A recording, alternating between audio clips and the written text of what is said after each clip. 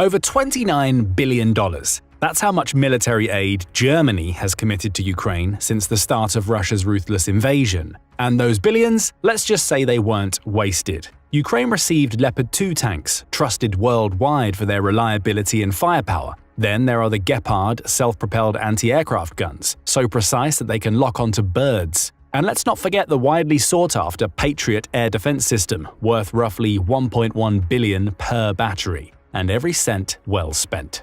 But Germany isn't done. On January 13, 2025, it took another bold step, once again changing the game. It gave Ukraine a weapon so cutting-edge that even the German armed forces hadn't received it yet. A weapon that makes Russian soldiers look utterly useless. Let's break this down.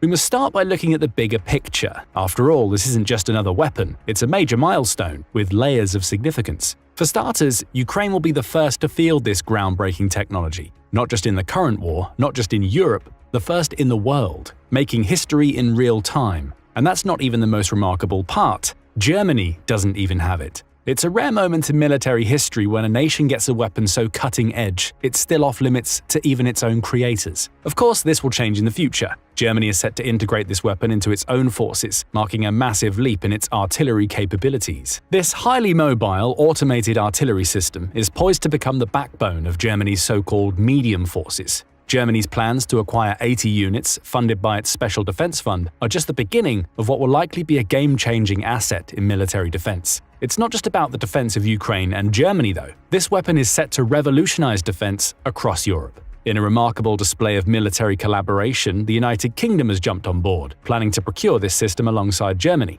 The joint effort will not only enhance both countries' military capabilities, but will also secure hundreds of jobs in both nations. And even this isn't the end of the line for this revolutionary weapon. Other NATO members, including Switzerland and Italy, are already lining up to incorporate this system into their forces. And with more countries, both NATO and non-NATO, on the radar, this weapon has the potential to reshape the artillery landscape across the globe. So the significance of this moment extends far beyond the battlefield. It's a show of strength, collaboration, and an unmistakable statement that Germany and Europe aren't just keeping up with modern military trends, they're setting them. These weapon systems also strengthen the ties between Ukraine and its allies, forging partnerships that will endure long after the war is over. For Russia, this partnership and the firepower behind it make its position weaker with each passing day. But hey, before we get too carried away with all this talk about importance, let's take a step back. We've gone on and on about what the weapon means, but we haven't properly introduced it. Time to fix that. So what exactly is this weapon that's making Russia sweat? Now introducing the RCH-155, the remote-controlled howitzer, 155mm of sheer artillery brilliance. Now, Germany is no stranger to sending artillery to Ukraine. As one of the staunchest supporters from the very beginning, Germany secured an impressive arsenal for the invaded country, including 372,000 rounds of 155mm ammunition, 19,000 rounds of 122mm ammunition, and 25 self-propelled howitzers, the Panzerhaubitze 2000, complete with spare parts. The country also delivered 7 M109 155mm howitzer tubes, 21,000 rounds of 155mm smoke and illuminating ammunition, and ammunition for multiple rocket launchers like the Mars 2,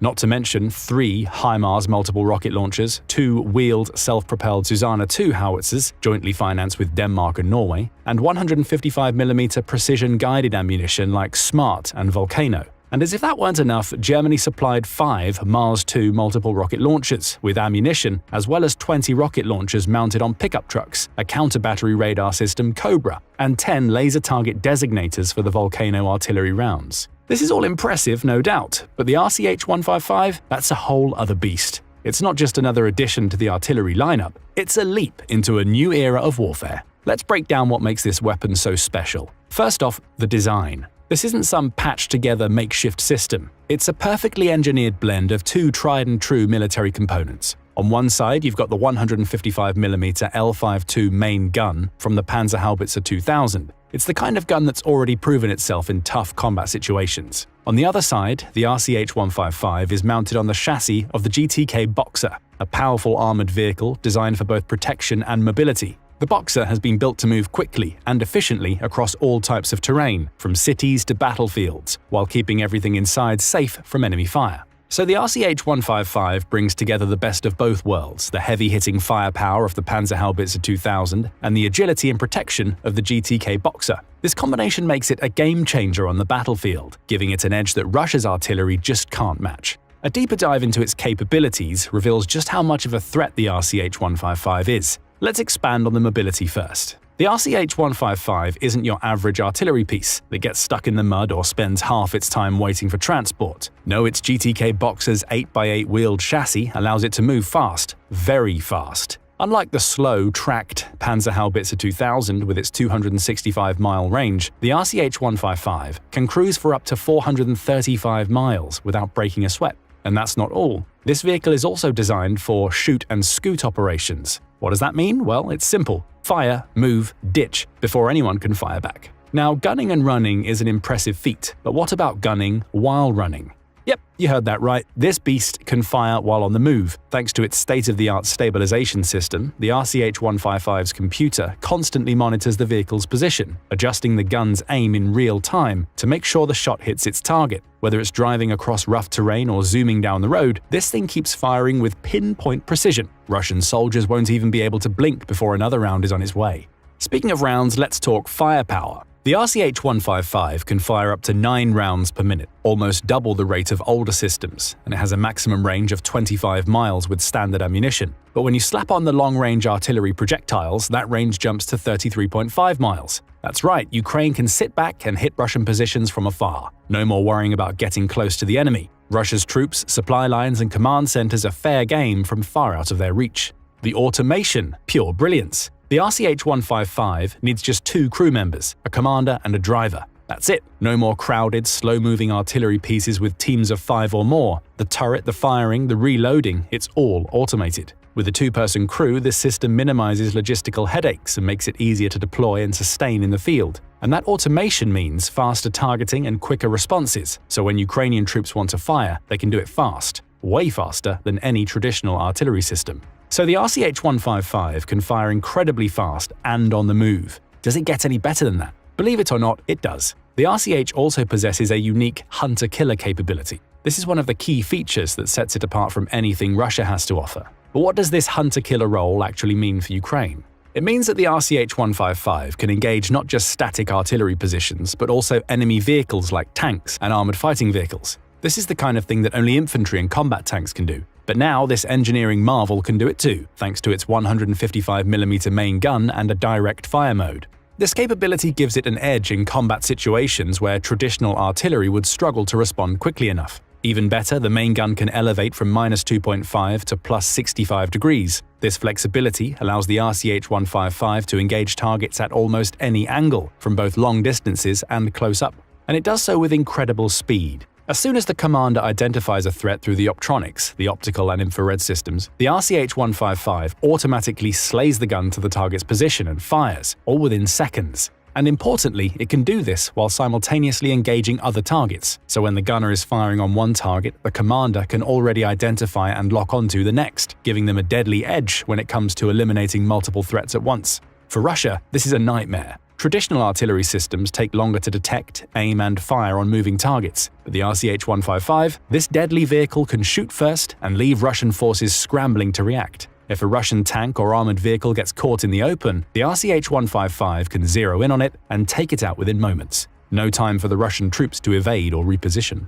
This means that the RCH-155 doesn't just neutralize Russian armor, it also disrupts the invader's ability to organize and defend effectively. That's why it's safe to say that this thing is tailor-made for Ukraine's battlefield needs. Minimal crew, maximum firepower, and the ability to hit hard and fast without ever slowing down. It's like the Germans knew exactly what was needed to take the fight to Russia. As a result, the RCH-155 doesn't just level the playing field, it flips it upside down. With all this in mind, it isn't surprising that the RCH-155 comes from a legacy of precision and innovation. The manufacturer, KNDS, has a long-standing history of delivering top-tier military technology. Based in Kassel, Germany, this production site has also built legendary tanks like the Leopard 1 and Leopard 2. For decades, Kassel has been synonymous with cutting-edge defense manufacturing, with military vehicles that have proven their worth on battlefields worldwide. KNDS was born from a merger between Krauss-Maffei Wegmann (KMW) and France's Nexter Systems in 2015, creating one of Europe's foremost powerhouses in military land systems. For over a decade, KMW has been working on the Artillery Gun Module (AGM) that forms the heart of the RCH-155, pushing the envelope of what's possible in automated artillery. But it's not just the machines themselves that are impressive, it's the people behind them. As German Defense Minister Boris Pistorius pointed out, the real treasure of the Kassel site is the workforce, known for their precision, determination, and teamwork. It's this very team that has taken KNDS's bold designs and turned them into reality, with the RCH-155 being their latest triumph. As mentioned, this triumph was revealed on January 13th in Kassel, with the first RCH-155 system officially handed over to Ukraine by Pistorius.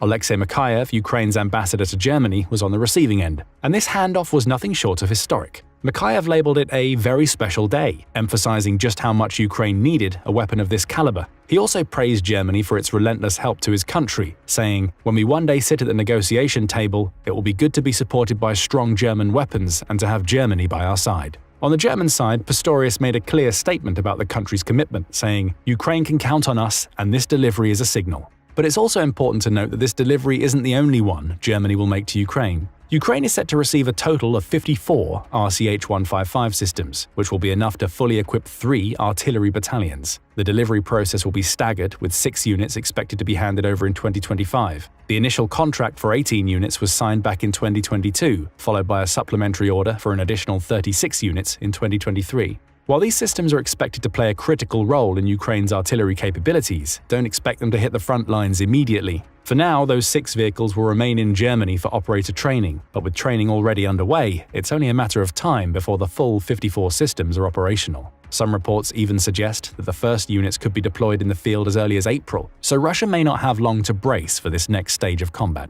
If this timeline does pan out, the RCH-155s will arrive at a particularly bad time for Russia's artillery. Though artillery was once a cornerstone of Russia's military strategy, it's now facing a significant decline. The most recent losses of Russian artillery pieces are staggering, highlighting a broader issue. Ukraine's advanced drone and counter-battery systems have made Russian artillery a prime target. Every Russian artillery piece that fires risks being spotted by these systems, leading to swift and often fatal retaliation from Ukraine's first-person view or FPV drones. Add howitzers that can take out other howitzers while moving, and it's truly game over for Russia's artillery. However, it seems that Russia is well aware that the state of its artillery is deteriorating. Based on drastic fluctuations in losses, Russia is seemingly starting to conserve its artillery. The result is a more limited supply, making each gun even more precious and difficult to replace. To make matters worse, Russia has had to field non-standard North Korean 170mm self-propelled guns, which complicates support and logistics even further. This desperate measure underscores the mounting pressure to keep artillery in operation. Why does this matter for Russia? Well, artillery is a central pillar of Russian military doctrine, critical for both offensive and defensive operations. But if Ukraine can continue to neutralize this artillery, the implications will be dire. Russia's slow, grinding advances will become more costly and inefficient, while Ukraine will gain greater flexibility for offensive maneuvers without the constant threat of mass Russian artillery fire. The RCH-155's mobility and precision put even more pressure on Russia. Ukraine can quickly strike from a distance with highly effective counter-battery systems and shoot-and-scoot operations that are harder to track. With drones relentlessly hunting down Russian artillery, the eventual depletion of their stocks will leave significant gaps in Russian artillery ranks. The introduction of the RCH-155 will also force Russia to adapt in ways that could strain its already fragile operations. To avoid becoming easy targets, Russian artillery units will have to move their positions further back. However, this shift will reduce their ability to provide the necessary fire support for frontline operations. This ongoing relocation strategy not only wastes valuable resources, but also limits the Russian military's ability to sustain its offensive momentum, making it harder to continue advancing.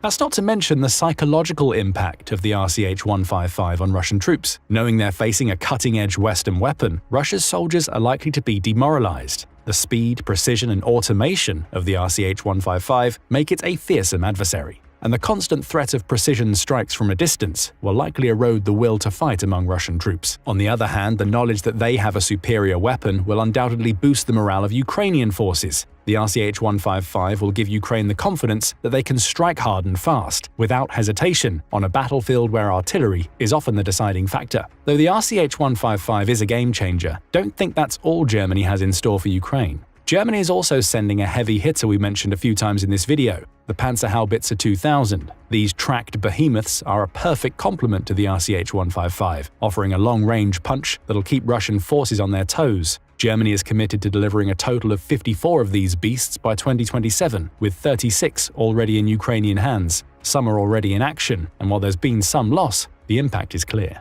And Germany isn't only impacting the Russo-Ukrainian war with hardware. It's also trained over 420 Ukrainian soldiers in using Western-made artillery systems. So Ukrainian troops aren't just receiving advanced tech, they're also learning to master it, and once that's all in place, Ukraine's artillery force will be one of the most advanced and versatile out there. So while the RCH-155 might steal the spotlight, it's just part of a bigger, more powerful picture. And the Boxer wheeled infantry fighting vehicle that we mentioned earlier is also part of this picture. The Boxer's primary mission is to carry infantry, but it's so much more than just transport. It's a modern, highly mobile and well-armored vehicle that can handle rough terrain, which is a major advantage in the varied landscapes of Ukraine. What makes this even more interesting is the Boxer's role in countering the increasing threat of drones on the battlefield. Ukraine's forces have had to contend with Russian FPV drones and loitering munitions that pose a significant risk to artillery pieces like the RCH-155. The Boxer RCT-30 variant is equipped with a powerful 30mm autocannon and is designed to defend against such aerial threats. It's good then that Germany delivered 9 of these beasts early in 2025. These vehicles are expected to play a key role in protecting artillery units, ensuring that Ukraine's forces can keep hitting hard without being vulnerable to the drones that have been so effective in taking out self-propelled howitzers in the past. Essentially, this is another tool in the toolbox that boosts Ukraine's capacity to defend itself and project power on the battlefield. For Russia, these deliveries mean they will have to contend not just with artillery that outranges them, but with highly protected, versatile vehicles designed to operate in a battlefield that's becoming increasingly complex and drone-dominated. But how much of a difference will these German vehicles make? What do you think? Are 54 RCH-155s enough to turn the tide of the artillery war? Or will Ukraine need more to truly dominate the battlefield?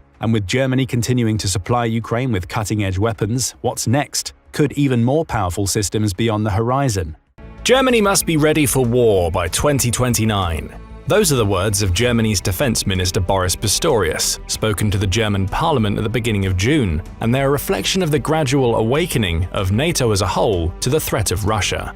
NATO increasingly believes war with Russia is coming. Russian President Vladimir Putin has only fanned the flames of those beliefs, speaking numerous times about how Russia will have to retaliate for what it sees as NATO's encroachment on its special military operation in Ukraine. The most recent of these threats came in mid-July 2024, with Putin's spokesperson Dmitry Peskov claiming that Russia would target the major European capitals in response to the United States and its plans to deploy hypersonic missiles in Germany. Given that specified region, cities like Munich and Berlin would be obvious targets, we have enough capacity to contain these missiles, claims Peskov. But the potential victims are the capitals of these countries. Europe is a target for our missiles. Our country is a target for US missiles in Europe. Putin believes a missile standoff is coming. He also believes that Russia will be able to overwhelm the major cities in each European NATO member country with aerial bombardments of missiles, drones, and aircraft. But he has failed to account for one thing.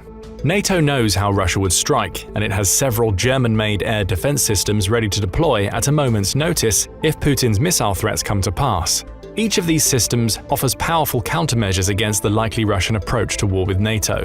They are each formidable. However, there is one system that stands above all others, the one that Russia truly fears, that could prove the one most capable of turning the tide of war in NATO's favor. Stay tuned if you want to learn about that impressive piece of technology as we run through 5 German-made air defense systems that have shocked Russia. We start with the Millennium Gun. Designed in 1995, the Millennium Gun began life as a land-based anti-aircraft weapon. Created by the Swiss company Oerlikon, which has since been acquired by Germany's main weapons manufacturer Rheinmetall, it is essentially a large cannon that can fire a staggering 1,000 rounds per minute when used at its maximum capacity. The weapon can also be set to fire single shots, with which it reaches rates of fire of 200 rounds per minute. Oerlikon soon realized that their new anti-aircraft gun had the potential to be adapted for naval use, with 2003 seeing it enter service as a shipborne cannon. Said cannon is gas-operated and fires using a revolving mechanism that includes 4 chambers. The Millennium Gun also has a triple-coil muzzle velocity gauge and a fuse setter that allows it to fire advanced hit efficiency and destruction, or AHEAD rounds, in addition to its standard 35mm rounds. Ahead rounds are very interesting from an anti-aircraft perspective, as they're capable of splitting apart into several rounds just before striking a target. The fuse setter plays a key role in this process. Two of the Millennium Gun's 3 coils are set around 3.9 inches apart, with the weapon using these coils to measure the intended projectile velocity. Through these calculations, the gun determines a setting for the fuse that ensures it achieves a proper flight time. That setting gets sent to the fuse using both the 3rd coil and a specially designed electro-induction system, with the data turning the fuse into a precise timer that uses the flight time calculations to detonate the projectile just before it strikes the target. The result? A projectile that can shred multiple surfaces in multiple places. The Millennium Gun weighs 992 pounds and is a little over 13 feet long. It's also capable of firing armor-piercing, discarding sabot or APDS and high-explosive incendiary or HEI rounds, making the gun exceptionally versatile. However, it's the combination of exceptional range and high-speed firing that makes this weapon truly dangerous to Russia. A 1.65 Ahead round has a keep-out range of 11,500 feet when fired at an attack helicopter or fighter aircraft. Though that drops for other usages, the range is 6,570 feet for cruise and guided missiles and 4,920 feet for sea skimmer missiles, it still means the gun can dismantle most aerial threats before they ever come into close range of a target. As for the speed of fire, the Millennium Gun can rattle off Ahead rounds at a speed of 3,445 feet per second, with HEI and APDS rounds being even faster, 3,854 and 3,950 feet per second respectively. It's this versatility that will have Russia so scared of the Millennium Gun. Rheinmetall says the weapon system is equally capable of engaging several high-speed asymmetric targets when used in an anti-surface role, as well as covering the full range of Russian threats in an anti-air role. These threats include unmanned aerial vehicles or UAVs, which Russia may try to use to swarm ships or land-based targets. It's also still effective for its original land-based usage. The Millennium Gun can handle rocket, artillery, and mortar fire. In the Millennium Gun, NATO has a counter to most of the weaponry Russia has been using in Ukraine. This is a country that fires around 10,000 artillery shells per day in Ukraine, with the Millennium Gun capable of shredding the artillery systems that fire these shells. Any Russian attempts to establish aerial dominance over Europe or its waters could be met with similar fire. Worse yet for Russia, the Millennium Gun has naval and on-land variants, offering coverage no matter how Russia chooses to attack. And again, Russia has burned through a ton of its stock in the Ukraine war already. Over 340 planes, along with 325 helicopters, have been shot down since the beginning of the Ukraine war. The Millennium Gun could easily add to those figures if Russia enters a war with NATO. And this is only the start. Where the Millennium Gun can rattle off 1,000 rounds of artillery, missile, and plane shredding rounds per minute, the next air defense weapon provides NATO with sorely needed mobility: the Sky Ranger. Also developed by Oerlikon, meaning it's now manufactured by Germany's Rheinmetall, the Sky Ranger is a mobile ground-based air defense, or GBAD, system that is reminiscent of a tank. Army Guide says that it's deployable in all weather conditions and works well in day or night conditions. But it's the 3 main components that make up this anti-air system that make it dangerous to Russia.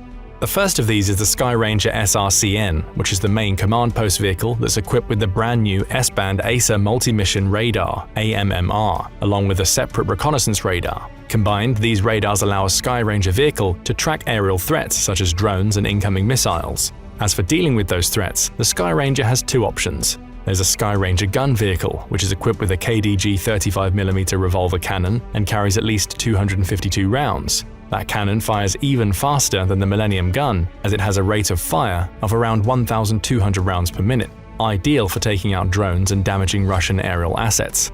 Like the Millennium Gun, this component also uses programmable ammunition, with which the user can calculate time delays that allow the cannon to adjust to firing on even the smallest aerial targets. There's also the Sky Ranger missile launcher, which is a guided missile system that can be used to take out drones, incoming missiles, and even aircraft. Stinger and Cheetah missiles are the weapons of choice here, with both being capable of taking out helicopters and low-flying fighter jets. But the most worrying thing about Sky Ranger for Russia is that it's a modular system. One or all of these components can be integrated into almost any wheeled or tracked vehicle in NATO's arsenal, meaning NATO can transform even a simple armored vehicle into a fully mobile aerial defense unit in a matter of days. In some cases, it's possible to connect as many as 6 Sky Ranger guns or missile launchers to a single vehicle, creating a fully mobile solution that will be a clear threat to any aerial strikes Russia attempts on NATO soil. And there's more coming. Rheinmetall says it's working on several new weapon systems to integrate into its Sky Ranger catalog, with each adding more versatility to an already remarkably modular system. These include the Skynight missile launcher, which is a short-range air defense missile that's capable of destroying artillery shells and guided missiles. Skynight will have a 3,700-mile range when utilized against hard targets, with that range rising to 6,200 miles when engaging soft targets. Worse yet for Russia, a single one of these missile launchers can carry 60 missiles and launch at a rate of 5 missiles that each track individually assigned targets, perfect for handling saturation attacks such as those Russia has used often in Ukraine. There's also the high-energy laser, which Rheinmetall believes will be ready for deployment in 2025. The laser has scalable performance, with the user being able to adjust between 10 kilowatts and 60 kilowatts, and will be effective against drones.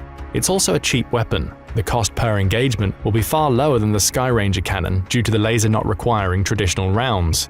Add to all of this the development of new sensors, such as the Skyranger Multi-Sensor Unit S that will have a detection range higher than 12.4 miles, and you get a modular system that NATO can use to quickly adapt armored vehicles to handle aerial defense in multiple capacities. All of this is bad news for Russia. Through Skyranger, NATO gets an anti-air system that's at the top of its class when it comes to tracking incoming threats and dealing with an array of weapon systems. Drones can easily be destroyed via its cannon, missiles, and upcoming laser systems. Its sensors are so powerful that Skyranger can detect incoming missiles and aerial threats from several miles away. And again, the modularity is a key feature. Any NATO nation equipped with this system can rapidly convert almost any armored vehicle into an anti-air defensive unit in a matter of days thanks to Skyranger. Given Skyranger's capacities, it's likely that NATO would deploy it on the ground while using the ship-installed versions of the Millennium Gun to offer a first line of defense against missiles and drone attacks. NATO already has comprehensive anti-air defenses thanks to these two German-made systems alone. But it gets even worse for Russia with the introduction of the next system, Skyguard. Requiring a crew of 4 people, the ground-based Skyguard is a layered air defense system that combines cannons and missile launchers to offer close-range options. Think of it like a third line of defense against Russian aerial threats. Any that get past the Millennium Gun and Skyranger systems could still get taken down by Skyguard. The system combines 2 proven fire control systems, with the first being a pair of 35mm towed anti-aircraft guns. These cannons have a range of about 2.5 miles, making them effective for short-range combat against low-flying helicopters, bombers, and fighter jets. That's concerning enough for Russia. As far back as December 2022, Forbes reported that Russia had switched to tactics that saw its pilots flying low to avoid Ukraine's air defenses. If Russia tried to do the same thing in a war with NATO to avoid the Millennium Gun and Skyranger systems, it would face Skyguard systems, capable of shredding their planes and helicopters with close-range fire. The potential Russian losses would be staggering, and that's without mentioning Skyguard's missile systems. Its cannons are paired with 2 surface-to-air missile launchers that can be configured to fire a Speed A, Sparrow, SAHV-R, or ADATS missiles with an effective range of 4.3 miles.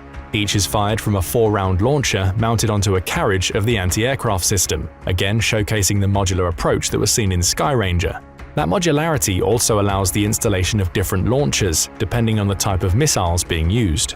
Finally, the system combines a pair of radars, a pulse Doppler, search and pulse Doppler tracker to allow the crew to quickly identify and fire against any threats as they emerge. So where does all of this leave Russia in a potential war against NATO so far?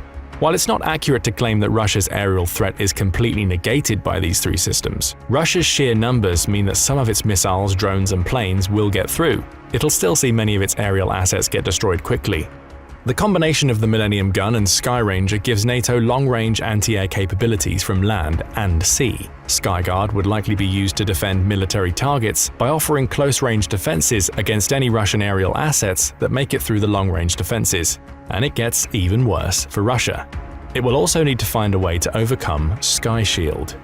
In many ways, Sky Shield is a system that perfectly complements Skyguard. It's another close-range anti-air weapon, with the key difference being that it's almost entirely unmanned, with the 7-person crew being separated from the guns themselves in every instance. Army recognition highlights this, showing that each of the guns is operated by a 2-person crew positioned at a mobile desk around 165 feet away. The same goes for the single-person crew operating the sensor unit, as they also get about 165 feet of separation. As for the command post used to control the gun and analyze the data its radar systems pick up, that can be stationed up to 4,920 feet away from the guns and sensor unit, with the sensor unit also positioned up to 1,640 feet away from the guns. Why does this all matter? Russia will have to destroy 2 guns, a sensor unit, and a command center in separate attacks to take a single Sky Shield completely out of commission due to the sheer spread of the assets. That creates even more risk for Russia's pilots, especially if they're coming in low to take out the command center. They'll be fired on by the guns as they do, with the command center being positioned far enough away that it'll be impossible for a Russian pilot to track the guns as targets while they try and take it out. It's an extremely clever system. Speaking of Sky Shield's guns, the typical system has 2 35-1000 revolver guns capable of firing 35mm ahead rounds. You already know how effective these rounds can be from the description of the Millennium gun, with their ability to break into smaller rounds just prior to impact, making them akin to highly precise shotgun pellets. Army recognition says that just 25 rounds of ahead break up into 3,800 sub-projectiles, meaning each round contains 152 pellets. Some Sky Shield units come with 4 of these guns, enhancing NATO's aerial defensive options further. Ahead rounds are especially effective against drones, making them ideal for saturation attacks in which Russia attempts to use a fleet of drones to take out a target. The same applies to missiles. Multiple guns means Sky Shield can fire on several incoming missiles at once. Similar to the Millennium gun, each of Sky Shield's guns can fire up to 1,000 rounds per minute, with the time between detection and firing on a threat a mere 4.5 seconds. Think about what that means for Russia if its aerial assets run into a single Sky Shield deployed at a target. Anywhere between 2,000 and 4,000 rounds per minute can be fired on a target within 4.5 seconds of detection, meaning that the target is shredded before it has a chance to cause damage. Add to all of this a 2.48-mile range of the cannons, and you have a system capable of taking out missiles and drones long before they reach their targets. This is all without mentioning Sky Shield's missiles. NATO forces have the option of adding a pair of Vishorad guided missile launchers, which can be integrated directly into the main gun units and extend Sky Shield's range dramatically. With missiles, the weapon is capable of taking out targets at a range of up to 4.97 miles, with these missiles also likely to pose a greater threat to incoming aircraft than the cannons alone. Add to all of this the mobility of the guns, that can be palletized or carried in the beds of trucks, and NATO has a semi-mobile anti-air system. That brings us to the final German anti-air weapon Russia would have to contend with in a war against NATO: Skynex. In January 2024, Germany announced that it would provide Ukraine with a pair of Skynex air defense systems to help Ukraine combat the mass missile, artillery, and aerial attacks Russia used to such great effect during the winter of 2023. Each of these systems costs $100 million to manufacture, and like Sky Shield and Sky Guard, provides close-range defense against missiles, drones, and artillery shells. However, there are 2 key differences between Skynex and those other close-range systems. Skynex is modular, and it's powered by the incredible Skymaster command and control system.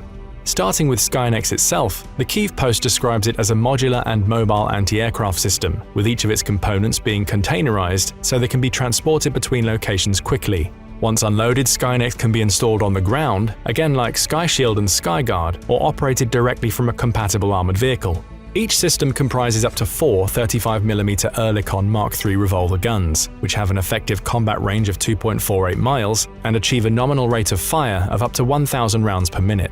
By now, you're likely seeing plenty of similarities with the cannons used in the other close-range systems discussed, as well as the Millennium gun. In rapid single-shot mode, the gun achieves a firing rate of 200 rounds per minute, and like many of Rheinmetall's other air defenses, the cannons can be equipped with lethal ahead rounds. Each gun is mounted in a remotely controlled turret, with directions coming from both a distance command center and its array of radar and sensor equipment.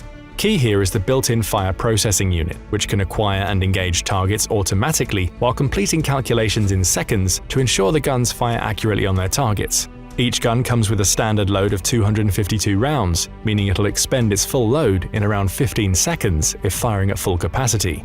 Speaking of the gun's sensors, they combine a tracking radar, used to identify targets, with a television that provides visuals and an infrared camera that allows for tracking in the dark or built-up areas. Laser rangefinders also help the gun calculate the distance between itself and a target, with all of the data collected by these sensors enabling the built-in control systems to easily calculate where it needs to fire to land a direct hit. That's all very impressive, you may be thinking, but it's not too different from what you've seen so far. The guns are the same as those used in Rheinmetall's other close-range anti-air weapons, so what makes Skynex stand out as the weapon that Russia truly fears? Skymaster. Advertised by Rheinmetall as a versatile command and control solution, Skymaster is capable of gathering a comprehensive aerial picture based on real-time data, with built-in algorithms allowing it to near instantly identify threats and assign weapons to take on those threats. It essentially enables Skynex to slot into a network of aerial defenses, all controlled by Skymaster, that also include the SHORAD, VSHORAD, and a host of other medium-range weapons that all act upon real-time data delivered by Skymaster. In other words, Skymaster is the hub through which NATO's multi-layered aerial defenses would work. Once an aerial threat is being tracked by Skymaster, it can relay data to medium-range weapon systems to engage. It'll continue tracking the threats, with any that make it through the medium-range defenses being instantly confronted with fire from Skynex, meaning any Russian missiles or drones need to break several layers of defenses before they can hit a target. Skymaster is also compatible with legacy systems. Rheinmetall says that NATO forces will receive a plug-and-fight capability through Skymaster, allowing them to connect older anti-air weapons to a network that includes Skynex to create multi-layered defenses with what they have available. It's the pinnacle of the modular approach that the manufacturer and the Swiss company it acquired has focused upon during development. Once installed, Skymaster will scan the skies over any zone or territory 24 hours per day, with the data it collects allowing Skynex and any other integrated systems to fire without human intervention. That's not to say that humans aren't part of the picture.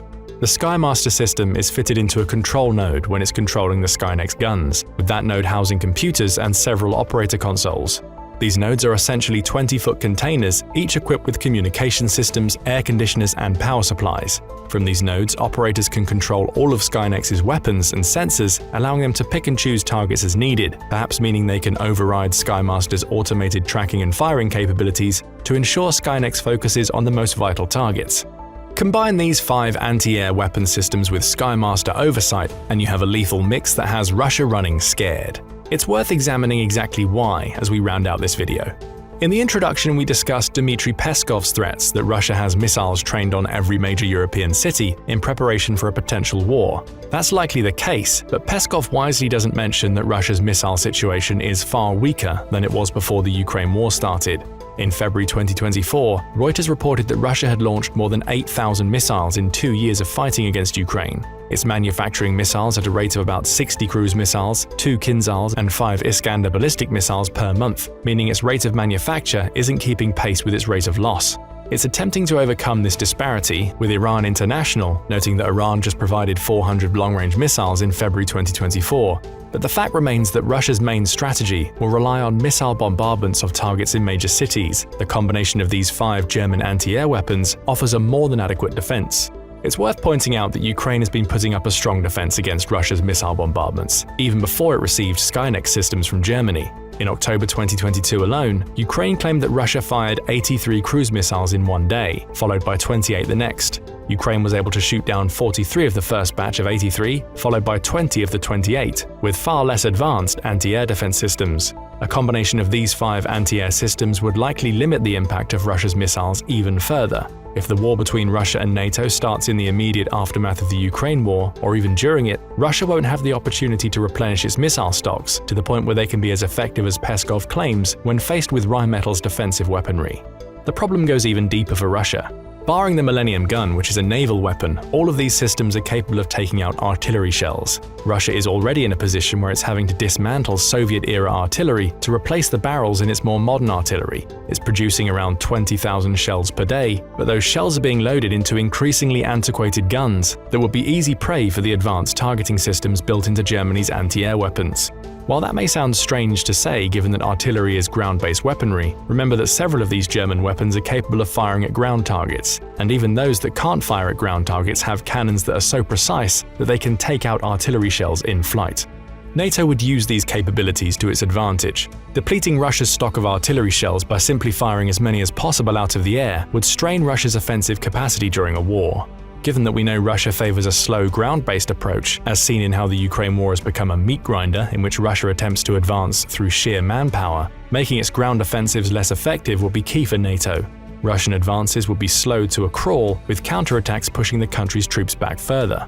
Finally, these German weapons would almost completely destroy any hope Russia would have of asserting aerial dominance. That's an area where Russia has already faltered in Ukraine. As mentioned earlier, it's lost over 600 planes and helicopters in around 30 months against Ukraine that has far less advanced aerial defenses than those NATO would have thanks to the German weapons we've discussed here.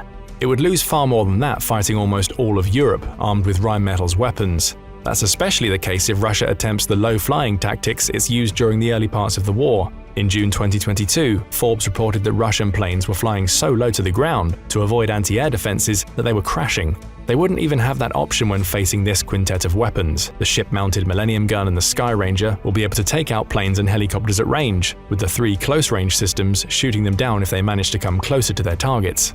That would leave Russia with drones as their only major aerial asset. As we now know, almost all of Rheinmetall's systems are capable of firing ahead rounds that split into multiple rounds. When combined with their precision targeting, the guns could shred entire fleets of drones in seconds to prevent reconnaissance, kamikaze attacks, or drone-based bombing runs. Russia may be trying to build up to 1,000 drones per year, in addition to buying thousands of Shahed drones from Iran, but those weapons will be again mitigated by 5 German-made weapons that are ideal for countering Russia's drone assaults.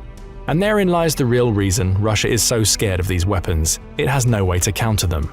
It's already relying on Soviet-era technology to fight against Ukraine, with that situation only worsening if it found itself battling against 30 European NATO members working together. With Skymaster giving each of those members the option of incorporating legacy systems into their aerial defenses, Russia will be forced into a draining ground-based conflict that will sap its manpower as it watches its aerial threat diminish with no way to fully fight back. That assumes the fight between NATO and Russia is conventional. Add nuclear weapons into the equation and it will be a whole other story, but that's a video for another day. For now, we want to know what you think about Germany's highly advanced anti-air weapons. Are they an example of how NATO can use superior technology to quell the Russian threat? Would Russia be able to find a way to counter these weapons and establish aerial dominance over Europe? It's finally happening. After an excruciating 19-month wait that has been wrought with frustration, Ukraine is finally set to receive a huge batch of tanks that could prove to be game changers in its war against Russia. Leopard 1A5s are finally on their way, and they're arriving en masse. It's taken Ukraine and its Western partners a long time to get to this point. For most of the war, Russia has managed to maintain a massive numbers advantage when it comes to tanks. Ukraine has bravely defended itself, using everything from clever armored vehicle assaults to Javelin missiles to decimate Russia's tank stocks. But the Russian heavy machinery kept on coming, and Ukraine found itself at a clear disadvantage on the ground. That's all about to change. The arrival of this huge batch of Leopard 1A5s won't mean that Ukraine suddenly has more tanks on the field than Russia, not even close. But it does mean that Ukraine now has a lot of very capable tanks that it can use to crush Russian forces. But there are questions. Just how many Leopards is Ukraine set to receive? Why did it take so long to get them? And why will this agile tank be such a game changer for Ukraine? Those are the questions we'll answer in this video, starting with the most important: just how many Leopard 1A5s are arriving in Ukraine? The simple answer is at least 155. However, if the Ukraine war has taught us anything, it's that nothing is really simple. Around 2 years ago, a 3-country consortium, including Belgium, the Netherlands, and Germany, the latter being the leader of the 3, pledged the 155 Leopards to Ukraine. Between the date that pledge was made and September 2024, only 58 of the 155 had arrived. Why? Parts shortages and technical issues massively delayed the arrival of these powerful tanks, and we'll dig into the reason why in a few moments, but the consortium has finally managed to pick up the pace. Between September and December 2024, the 3 countries managed to ship an additional 45 tanks, almost equaling the amount it had sent during the previous 2 years in just 4 months. Ukraine will be very happy about this ramped-up delivery schedule. As Forbes reports, the Leopard 1A5 will become the most numerous Western tank it has in its arsenal. Once all of the 155 arrive, it'll stack up well with the 104 more modern Leopard 2 tanks Ukraine has, as well as easily dwarfing the American M1s and 14 British Challenger 2s Ukraine has received from its Western allies. The most recent Leopard 1A5 shipment was announced on December 23rd, with Ukraine set to receive another 22 of the tanks. They'll arrive alongside a host of other weapons, including German-made artillery, air defense units, and armored trucks as part of the 11 billion euros, or about $11.33 billion in military aid that Germany has sent to Ukraine in 2024 to combat Russian President Vladimir Putin's invasion. Still, it's taken more than 19 months for these tanks to start arriving in big numbers. That leads us to an obvious question: why? The answer is more than a little embarrassing for Germany. Back in September 2023, not long after the German-led consortium pledged its 155 Leopard 1A5s, Ukraine was forced to reject the first batch of tanks that Germany tried to send.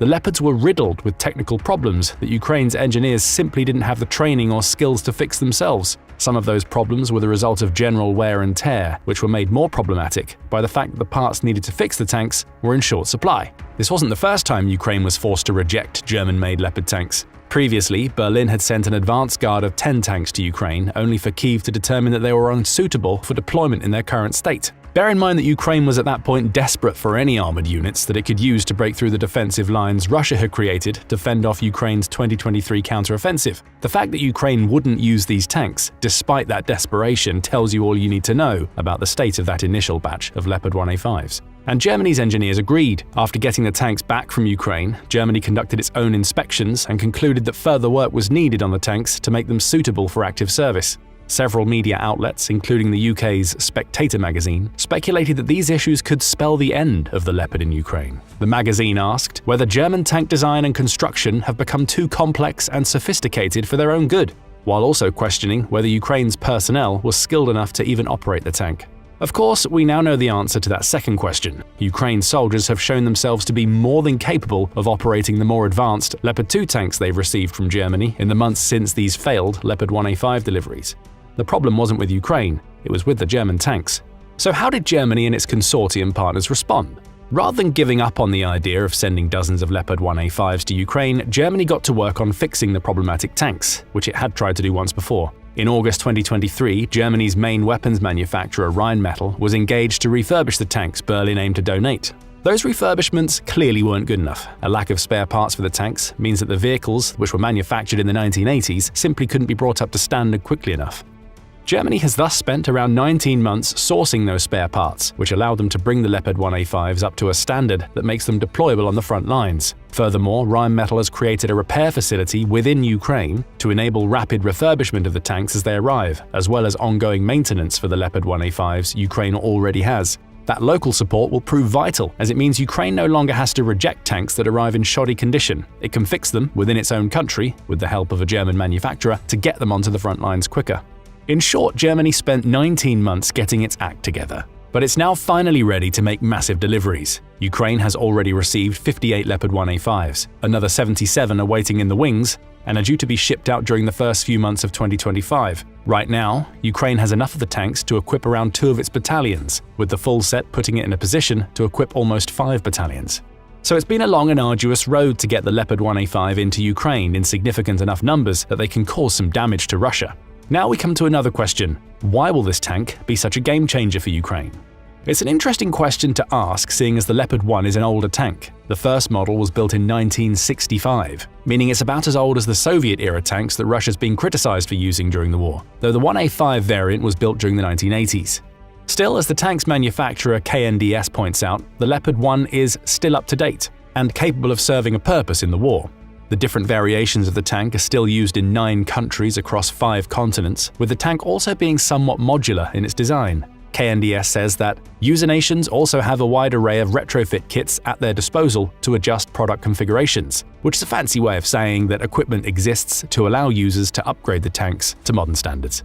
Honing in on the Leopard 1A5, the tank's main weapon is its 105mm Royal Ordnance L7A3 rifled gun. Capable of firing all standard 105mm rounds, meaning it can be restocked using ammo from several Ukrainian partners including the US, UK and France, the gun has a semi-automatic loading system. The tank can carry 60 of these 105mm rounds, 18 in its turret and another 42 in the hull. Add to that a 7.62mm machine gun mounted to the right of the L7A3, with 5,500 rounds being carried in the tank, and 4 76mm smoke grenade dischargers mounted on each side of the turret, and you get some impressive offensive and defensive capabilities. Each Leopard 1A5 is crewed by 4 people, a commander, gunner, loader, and driver, with the tank's armor ranging from 1.96 to 2.75 inches thick, depending on whether you're looking at the hull or the turret. This thin armor is perhaps the tank's biggest weakness, as a couple of inches isn't enough to stop the most modern anti-tank weapons from penetrating the Leopard 1A5's hull. However, it's possible to bolt additional panels onto the tank to increase its armor thickness and improve its defensive capabilities. The Leopard 1A5 makes up for these armor deficiencies with impressive agility.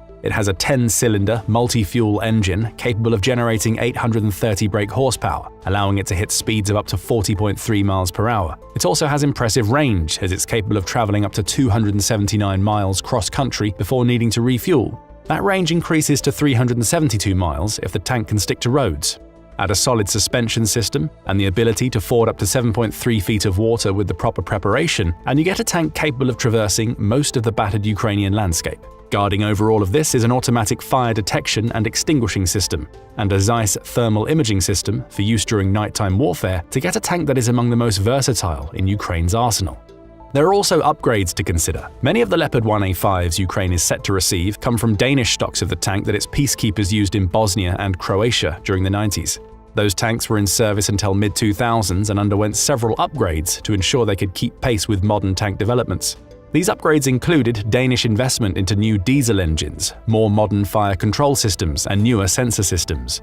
The Leopard 1A5s Ukraine is receiving also have more advanced gun stabilization, making their 105mm cannons more powerful and accurate, and the bolt-on polycarbonate armor we mentioned earlier. So we see that the Leopard 1A5 trades protection for agility and deadly firepower. That makes it an interesting option for Ukraine to have on the battlefield. As Armored Warfare points out, the tank's relatively light weight of just 88,184 pounds, combined with its powerful engine, pushes its speed and maneuverability to the point where it moves like a light tank rather than a main battle tank. It's not quite quick enough to keep up with modern armored fighting vehicles, but it can give them a run for their money and is more than fast enough to chase down or escape from most of the Russian tanks it would likely encounter on the battlefield. Speaking of Russian tanks, just how does the Leopard 1A5 stack up against the heavy machinery Putin's forces field? Pretty well, as it turns out. Granted, it falls well behind many of Russia's main battle tanks when it comes to protection. For instance, Russia's T-72s have up to 24 inches of armor at their thickest, around 10 times that of the Leopard 1A5, making them more than capable of taking hits. However, modern anti-tank weapons are at the point where thick armor does little to stop a penetrative missile. Take the Javelin missiles we mentioned earlier. These missiles are fitted with tandem warheads that incorporate a pair of shaped charges. The first of these warheads initiates the reactive armor installed on many Russian tanks, forcing it to explode prematurely. That opens the door for the second penetrative warhead, which is easily capable of boring through thick Russian tank armor to unleash its explosive payload.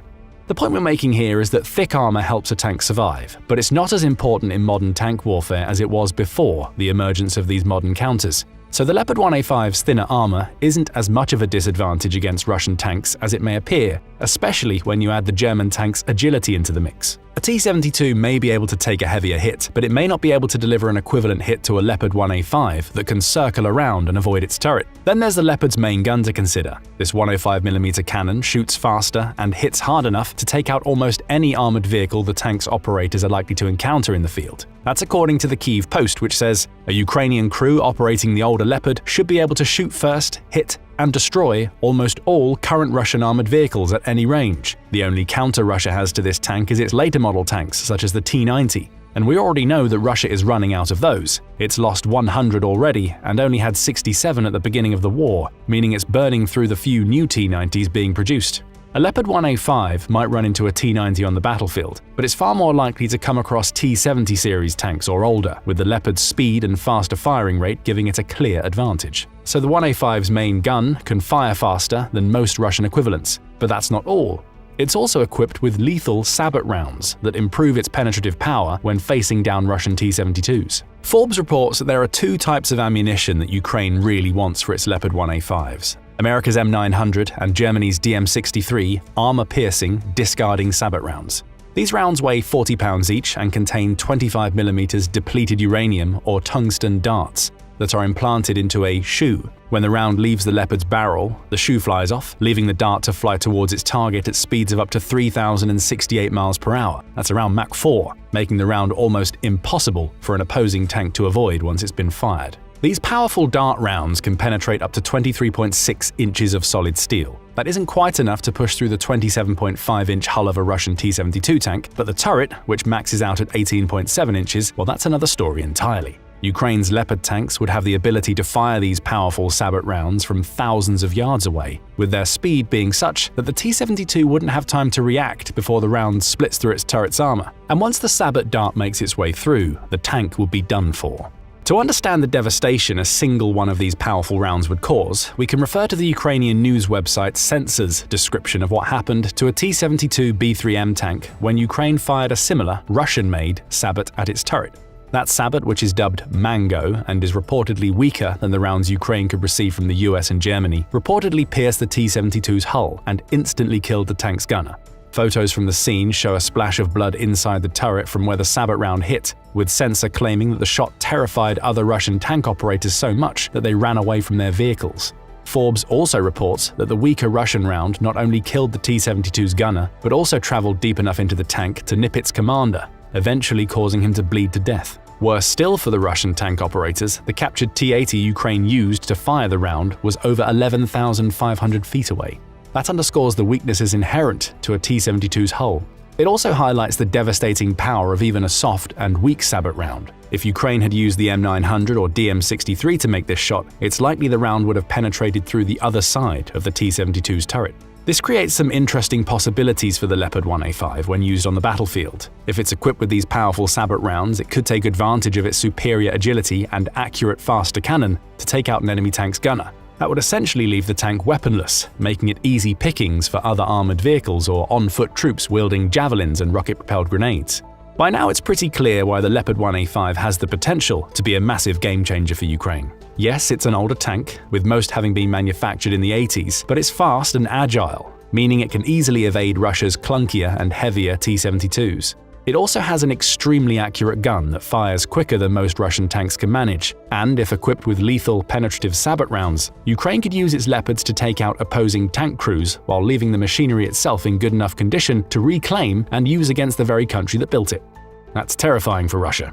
So too is the fact that Ukraine is likely to use its new shipments of Leopard 1A5s to equip the recently formed 155th Mechanized Division, which already has Leopard 2 tanks, along with several others of the 12 heavy brigades it created toward the end of 2024. Each of those brigades typically has a tank battalion containing 31 tanks. With at least 155 Leopard 1A5s making their way into Ukraine in the coming months, that means there should be enough to fully equip 5 of these battalions. Simply put, Ukraine's ground forces are getting stronger at a time when Russia is still struggling to account for its own massive tank losses. However, Ukraine will still have some work to do to boost its new fleet of tanks, specifically when it comes to its defensive capabilities. They already have polycarbonate armor panels thanks to the Danes, who used the tanks before they arrived in Ukraine. The Ukrainians will likely boost these defenses by equipping their new Leopard 1A5s with anti-drone netting and reactive armor, so they're capable of standing up to the more agile threats Russia can present to its tanks. Those defenses are already in place on the 58 Leopard 1A5s Ukraine had been receiving up to September 2024. Only 6 of those tanks have been confirmed destroyed, meaning Ukraine has the majority of them still available for use. Add another 100 or so to that stockpile, and the country now has a tank force that's capable of causing some serious damage to Russia's ground forces. The Leopard 1A5 isn't a silver bullet capable of winning the war in Ukraine, but it is an immensely useful weapon to which Ukraine has only had limited access until now. With a local repair plant and greater commitments from its allies in place, Ukraine now has a source of very effective tanks that it can use to enhance its operations throughout the country. That's the last thing Putin wants when he's trying so hard to claim more territory in the Donbass. But what do you think about the Leopard 1A5 and its arrival en masse in Ukraine? Will Ukraine get its hands on the specific types of rounds it needs to make the tanks super effective? How will Russia counter the Leopards? Putin won't stop at just Ukraine. Whether it's to resurrect his vision of the Russian Empire or to punish those who've stood firmly by Ukraine, many experts predict he'll push further into Europe. And it's not just analysts sounding the alarm. The potential targets know this threat all too well. Germany is one of them, and it's at the top of Putin's list of potential targets. So we have to ask, what would happen if Putin attacked Germany? Or perhaps more fittingly, when Putin attacks Germany? And we're not the only ones asking this. The German public broadcaster Bayerischer Rundfunk is also concerned. That's why they sat down for an interview with Lieutenant General André Bodemann on their online platform, BR24. Before diving into his insights, let's take a moment to understand who Bodemann is and why his perspective carries weight in this conversation. Lieutenant General André Bodemann is a highly decorated, seasoned military leader with decades of experience in the German army. Currently serving as the commander of the Bundeswehr's Territorial Command, he oversees national defense operations and homeland security tasks, ensuring the protection of German soil. Bodemann's extensive background includes leadership roles in key NATO missions, including operations in Kosovo and Afghanistan, and significant experience in the Federal Ministry of Defense. With a career spanning from platoon leader to his current post as a lieutenant general, his deep understanding of military strategy and his hands-on experience in some of the most challenging geopolitical landscapes make him an expert on the threats Europe faces today. And today there's no greater threat to Europe's security than Russia, something Bodemann knows all too well. Since Russia's invasion of Ukraine in February 2022, Germany has been an unwavering supporter of the resisting nation. 3 years into the invasion, the country has committed an astounding $29 billion in military aid to Ukraine. This includes funding for security capacity building and the provision of military equipment from both industry and Germany's own armed forces stocks. In 2024 alone, Germany allocated approximately $7.3 billion to support Ukraine's defense efforts, with an additional $6.2 billion in commitments for the coming years. This isn't surprising given Germany's previous track record. By the end of 2023, the country had already spent around $5.2 billion, with another $1.66 billion spent in 2022. In addition, over 10,000 Ukrainian soldiers have been trained in Germany at a cost of around $292 million. In the grand scheme of things, Germany ranks as the second largest individual donor, just behind the United States. In Europe, it's only outpaced by the collective contributions from the EU. Germany's commitment to Ukraine is not just significant, it's a defining stance against Russian aggression. Interestingly, Bodeman doesn't directly cite Germany's robust aid to Ukraine as the reason Putin might set his sights on the country. Instead, he highlights the critical geostrategic role Germany plays in Europe. As Bodeman puts it, Germany is right in the heart of Europe. This central position carries significant implications for the continent's defense. If Russia were to push further into NATO territory, especially on the eastern flank, Germany would be a key player in NATO's response. Bodeman stresses that NATO would have to respond with its defense plans and mobilize allied forces if Russia conducted a maneuver on NATO's eastern flank with the potential to threaten NATO territory. And with Germany's central position, the bulk of that mobilization would run through German soil. This places the country directly in the crosshairs. However, it's important to note that Bodeman is speaking hypothetically, as he clearly states that he's not saying that Russia will attack. He does, however, say that Russia isn't just threatening, but is also actually capable of acting suddenly. But this action might not be what you expect. That's why the interviewer, Christian Nitsche, brings up the Little Green Men from Crimea. For context, the Little Green Men were the unmarked Russian soldiers who appeared in Crimea in 2014 suddenly and without warning. These troops, wearing Russian-style uniforms but with no identifying insignia, took control of key sites, including government buildings and military installations. At the time, President Putin denied their Russian identity, calling them local self-defense units, only to later admit their involvement after the operation had succeeded. This tactic was a key part of Russia's strategy in Crimea, and Bodeman suggests it could easily be repeated in other NATO territories. In his conversation with Nitsche, he acknowledges that something like this could happen in places like Estonia. However, Bodeman also warns that the sudden appearance of such forces might not be the only warning sign. He points to subtler indicators, like the movement of critical resources, such as blood reserves, toward borders.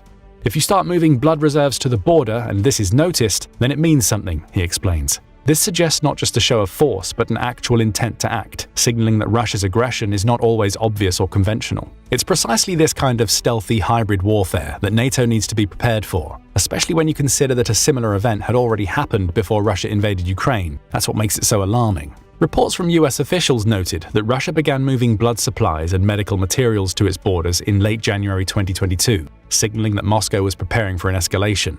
As retired US Lieutenant General Ben Hodges explained, "You would not execute an attack unless you have that in hand." In other words, the presence of blood reserves is a concrete sign that Russia was preparing for casualties, readying itself for a full-scale military operation. These new reports of similar logistical preparations tell NATO that Russia is beyond the stage of mere posturing, though truthfully NATO has known this for quite some time. That's why it has significantly increased its military presence in the east. Russia might be preparing for a war with NATO, but NATO won't be caught off guard, that's for sure. In fact, NATO has been long ready for such a scenario, particularly in response to Russia's aggression and its increasingly unpredictable behavior. The alliance has taken deliberate and decisive steps to bolster its military presence along its eastern flank, which directly addresses concerns raised by Bodeman regarding a potential Russian maneuver. Since 2017, NATO has been enhancing its forward presence, particularly in countries like Estonia, Latvia, Lithuania, and Poland, with multinational battle groups led by the UK, Canada, Germany, and the US respectively. These battle groups serve as a visible demonstration of NATO's resolve and its commitment to defend its territory. However, the urgency of NATO's military preparedness was accelerated after Russia's invasion of Ukraine. NATO expanded its eastern presence by doubling the number of battle groups in the region, adding more forces to Bulgaria, Hungary, Romania, and Slovakia. This brought the total to 8 multinational battle groups, significantly increasing the number of boots on the ground. But NATO's military readiness isn't just a show of force, it involves robust logistics, interoperability, and swift mobilization. With the inclusion of Finland and Sweden into NATO and the growing integration of various military units across member states, NATO's eastern flank is now a highly fortified and interconnected region. This is crucial because any threat to Germany is, in essence, a threat to the entire alliance. Remember, an attack on one is an attack on all. That's what Article 5 of the NATO treaty is all about. Article 5 is at the core of NATO's strength, a promise that each member is bound to come to the defense of others in times of need. It was crafted in 1949 in response to the threat of the Soviet Union's expansion across Europe.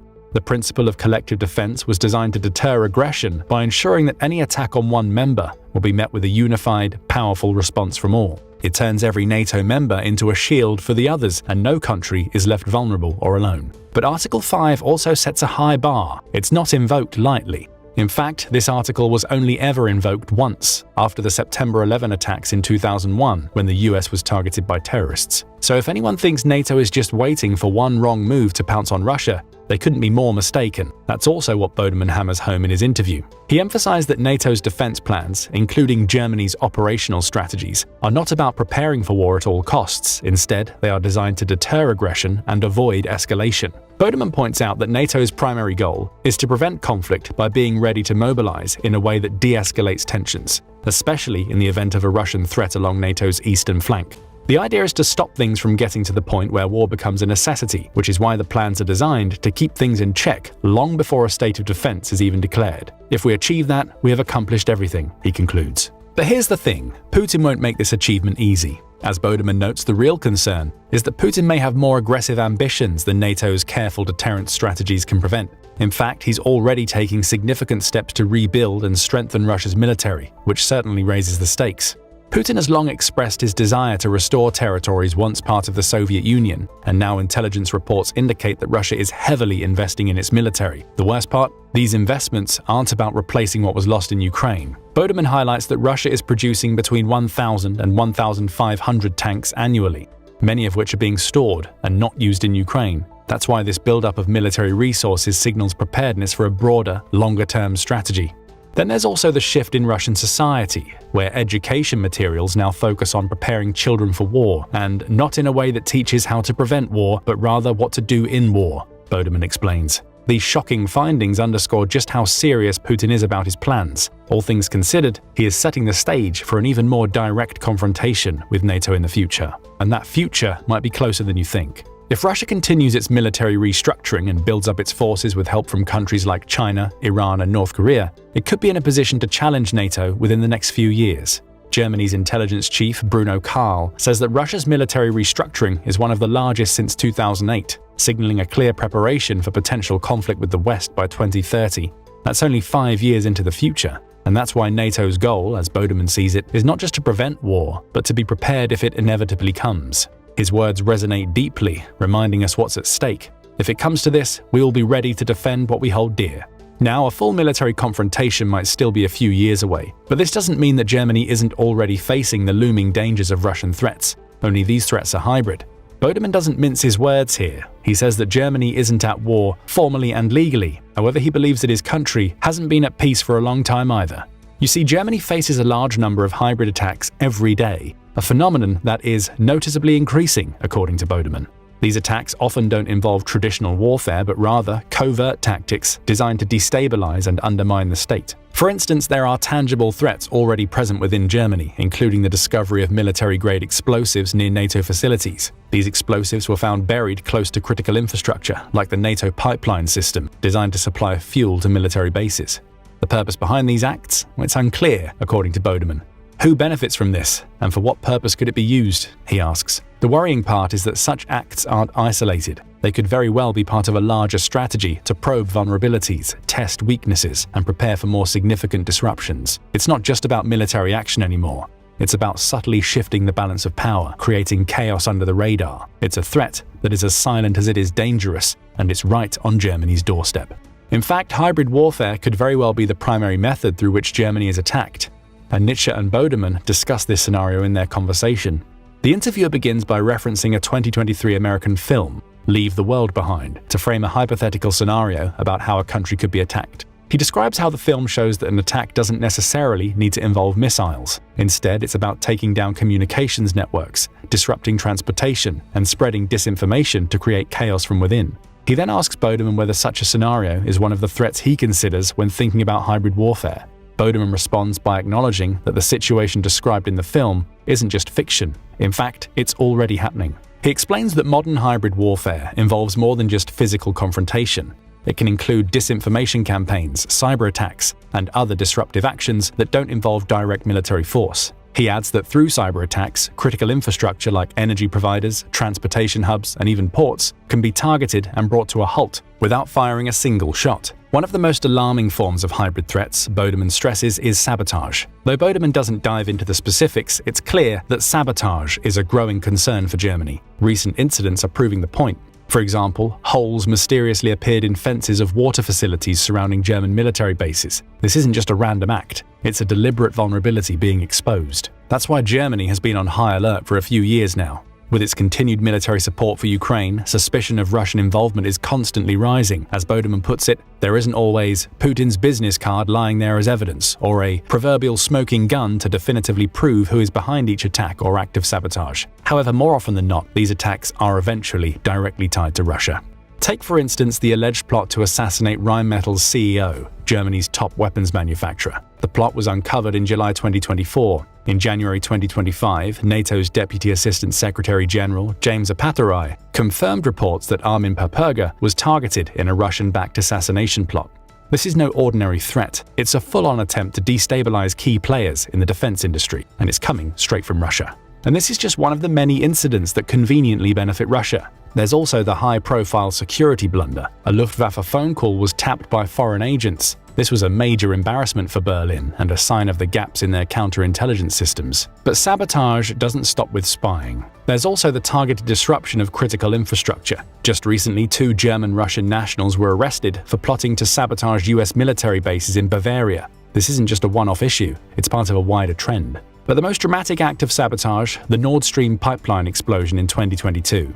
On September 26, 2022, a series of underwater explosions damaged 3 out of 4 Nord Stream pipelines, causing significant gas leaks and rendering them inoperable. While we're still uncertain about the perpetrators, the fact that it happened shows just how vulnerable critical infrastructure can be. And it's not just Germany. Other European countries are experiencing similar acts of sabotage. But with Germany hosting many US military bases, it's particularly exposed. The German government knows it needs to take action. That's why it adopted the Crisis Umbrella Act, designed to protect critical infrastructure. Bodeman is optimistic about Germany's efforts, but he's quick to point out the challenges that remain. He also highlights the increased strategic importance of the Baltic Sea, with pipelines and undersea cables running through it. These areas are crucial, and that's why they've been targeted by sabotage attempts. That's also why Germany is stepping up its game. Naval patrols are more frequent, and they've increased cooperation with NATO. As Bodeman explains, we're much better networked than in the past. There's also better coordination with critical infrastructure operators, including port owners and shipping companies, which help track any suspicious activities. It's a smart move, no doubt. As Bodeman puts it, every wind turbine is now a sensor, showing how even the smallest details matter in this defense effort. Still, the threat has evolved. Bodeman admits that it's not enough just to watch ships. The rise of underwater drones and unmanned vehicles complicates the situation. He notes, "We have Navy Special Forces, divers and combat swimmers, but what if we have to defend against underwater robots?" Germany is making progress, but it's clear there's a long road ahead. As the risks grow, Bodeman stresses that a more robust response will be needed to stay ahead of these evolving threats.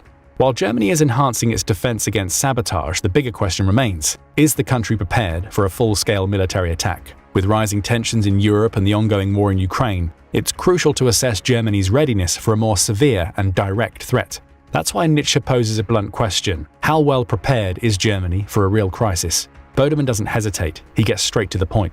He explains that Germany has been working with a large team, around 150 people, including members from the Bundeswehr, various federal ministries, and other organizations, to devise a robust response plan for potential threats. And the plan wasn't rushed. Bodeman notes they spent well over 100 days in classified settings working out every detail. This shows just how meticulous and well thought out Germany's preparation is for a major crisis. A key component of this preparation is the Germany Hub concept. This involves ensuring that Germany is able to protect its own borders. That's concern number 1. But concern number 2 is supporting NATO's defense plans.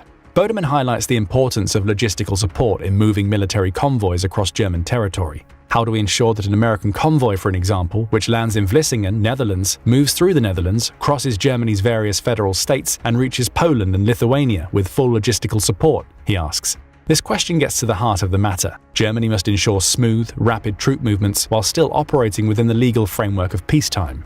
Bodeman's descriptions are pretty on par with Germany's previously unveiled plan, Operation Deutschland. This over 1,000 pages long plan is specifically designed for a large-scale crisis and prompted by Russia's actions in Europe. It outlines how the country would protect critical infrastructure, help mobilize up to 800,000 troops, facilitate the movement of up to 200,000 military assets, and prepare civilians for an emergency.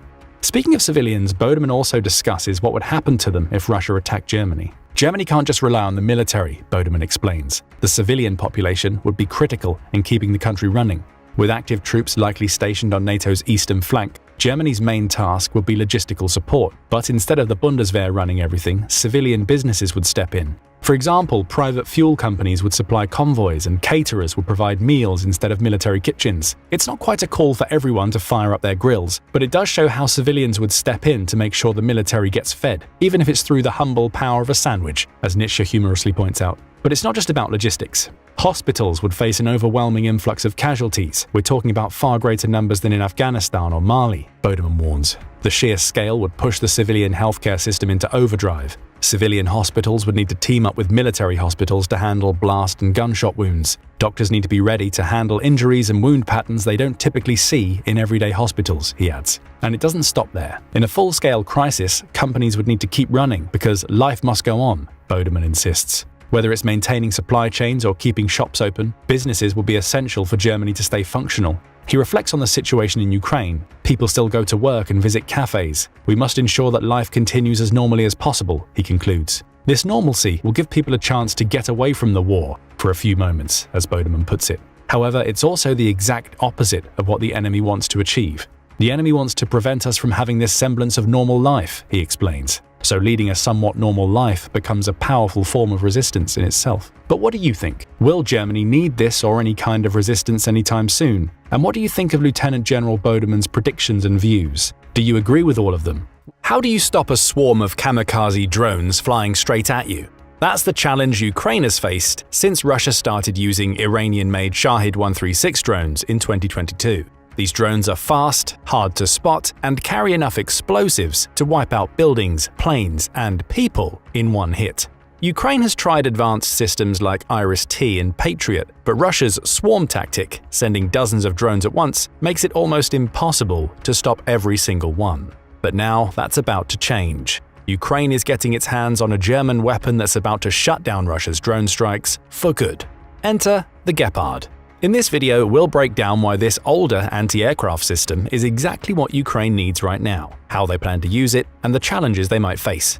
But first, a question. Just how many Leopards has Ukraine received? On June 5, 2024, the Ukrainian Air Force published the first photos of the Leopard self-propelled anti-aircraft systems procured for Ukraine by the United States from Jordan in Ukrainian Air Force hands. Each of these guns have been equipped with modern radar and fire control systems, and at least 60 of them are believed to be on their way.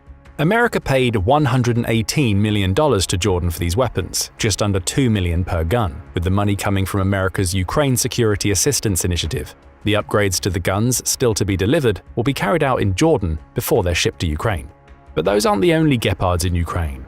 In September 2024, the Kyiv Independent reported on a German military aid package that included a trio of Leopards, along with the spare parts Ukraine would need to maintain them. While not as large a package as that promised by the US, every little bit helps for Ukraine doggedly fighting back against the swarms of kamikaze drones that Russia is capable of unleashing thanks to its ties to Iran. Germany has also played a key role in training Ukrainian soldiers to use the Leopard.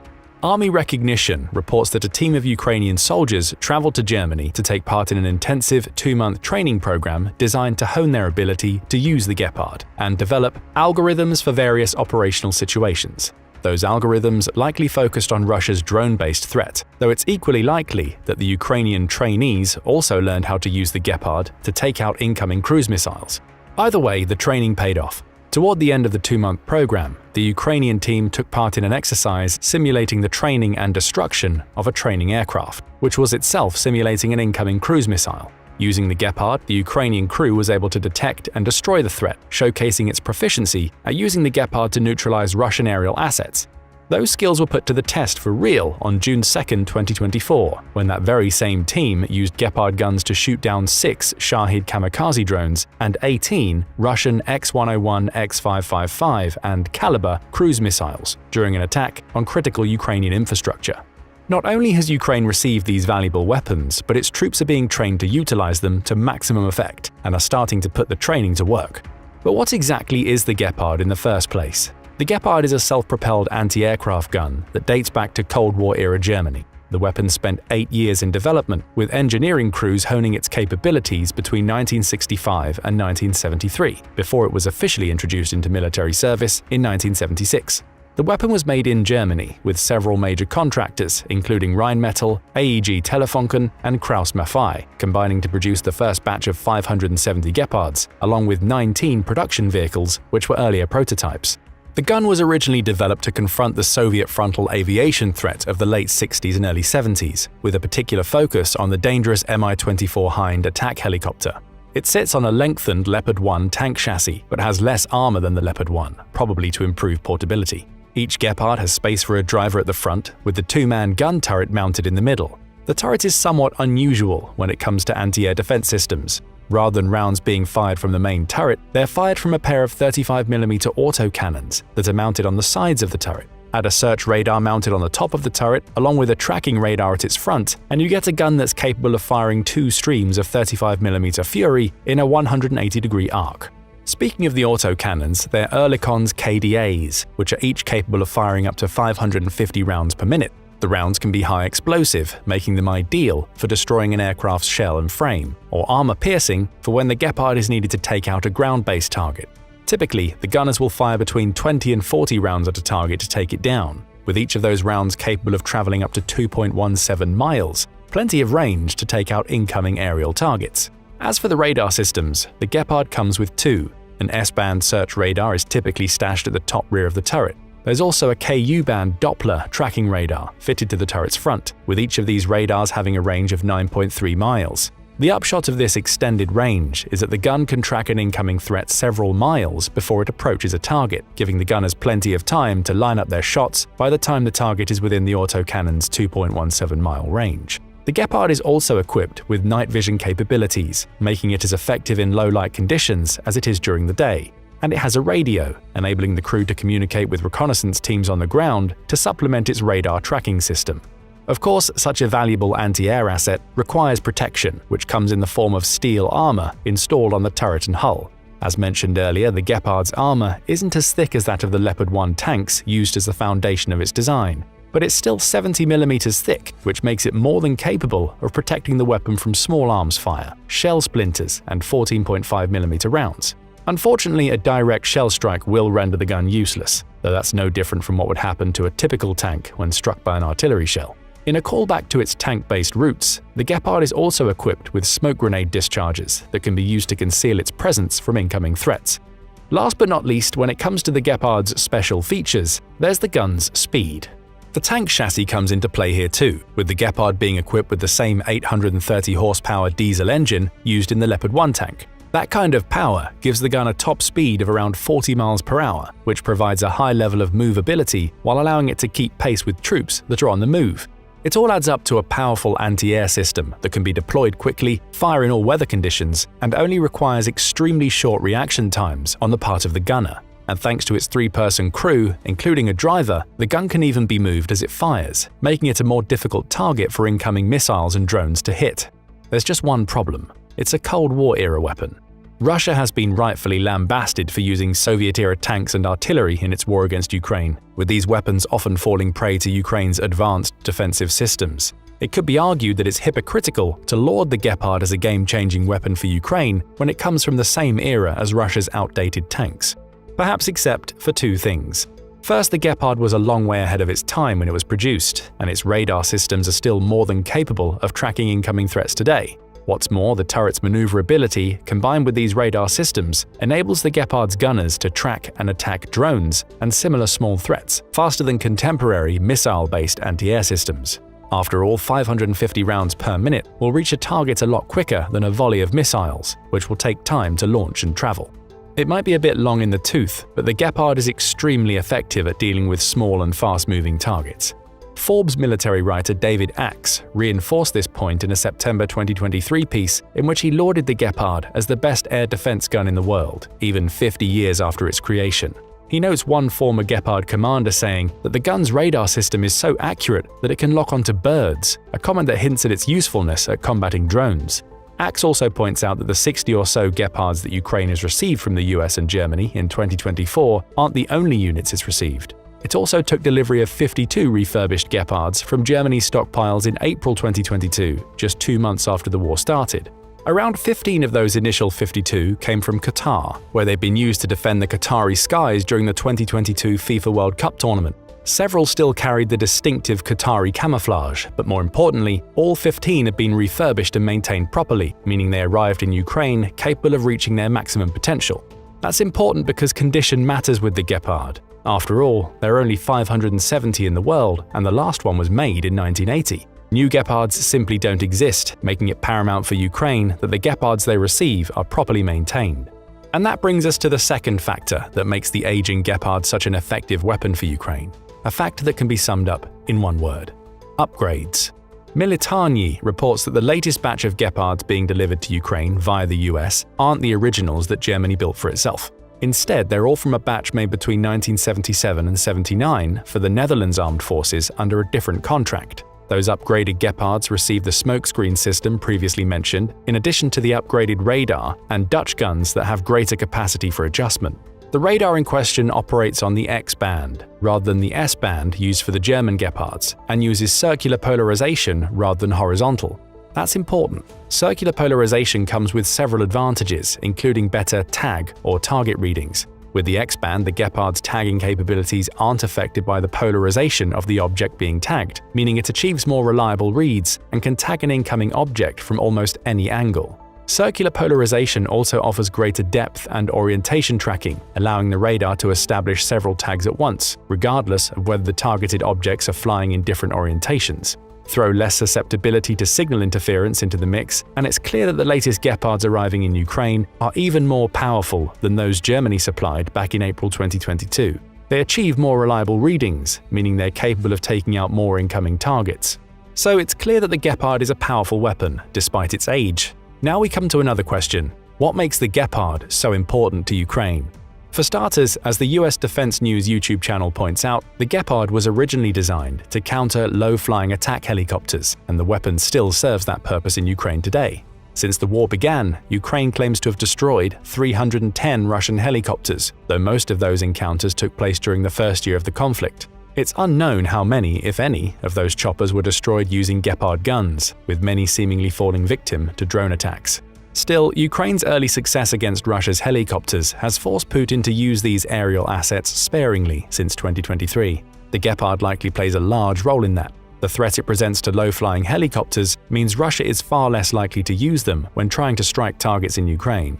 In that sense, the Gepard is important as it serves as a deterrent. The gun's mere presence is enough to force Russia to change its strategy so that it can't offer helicopter support to its troops on the ground. However, far more important to Ukraine is the Gepard's other ability: taking out drones.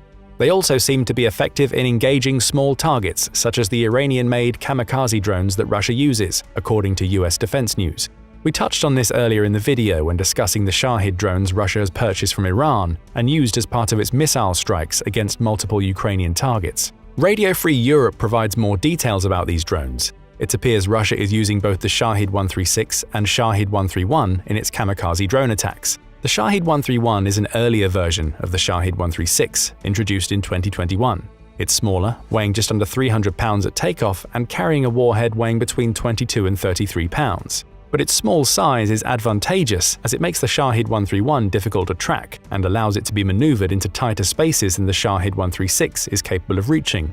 As for the Shahid 136, it weighs in at a much heavier 440 pounds and is a much larger 11.4 feet long. The drone is built in the delta wing style, using rudders at its tips to keep it stable in the air. But the most dangerous thing about it is the warhead it can carry, 88 pounds of explosive installed in the nose that detonates upon impact with a target. Its range is impressive too. The Shahed 136 can travel for over 1,500 miles at speeds exceeding 100 miles per hour. Worst of all for Ukraine, the drones are cheap.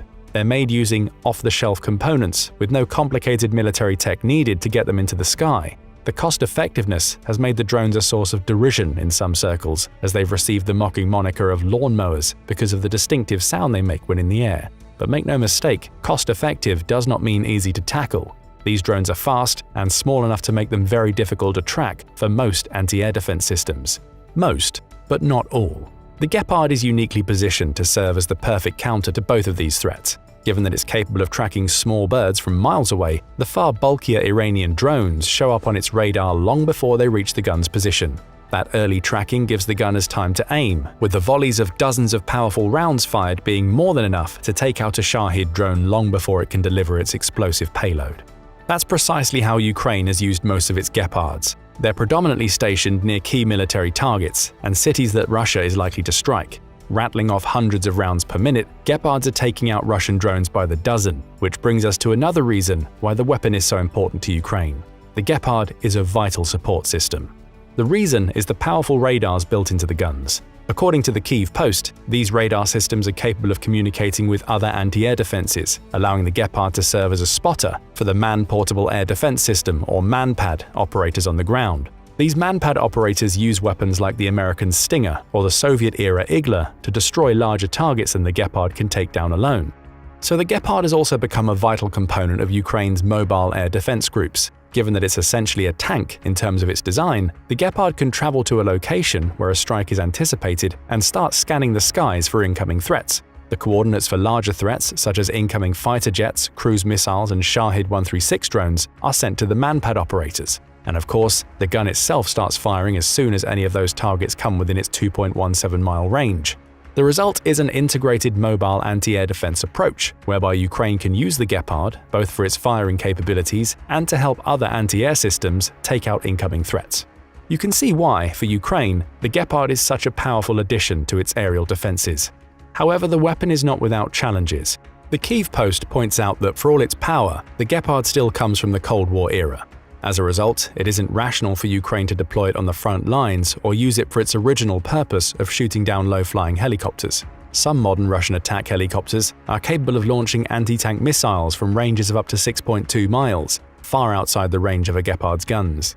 That doesn't mean the weapon is useless against helicopters. Any that fly within its range are likely to get shredded before the pilot even knows what's happening. But deploying the Leopard on the front lines would give Russia opportunities to fire on it from miles behind the front lines. The gun's age would also factor against it here, as the 70mm thick steel armor installed around the turret isn't strong enough to stop modern anti-tank munitions.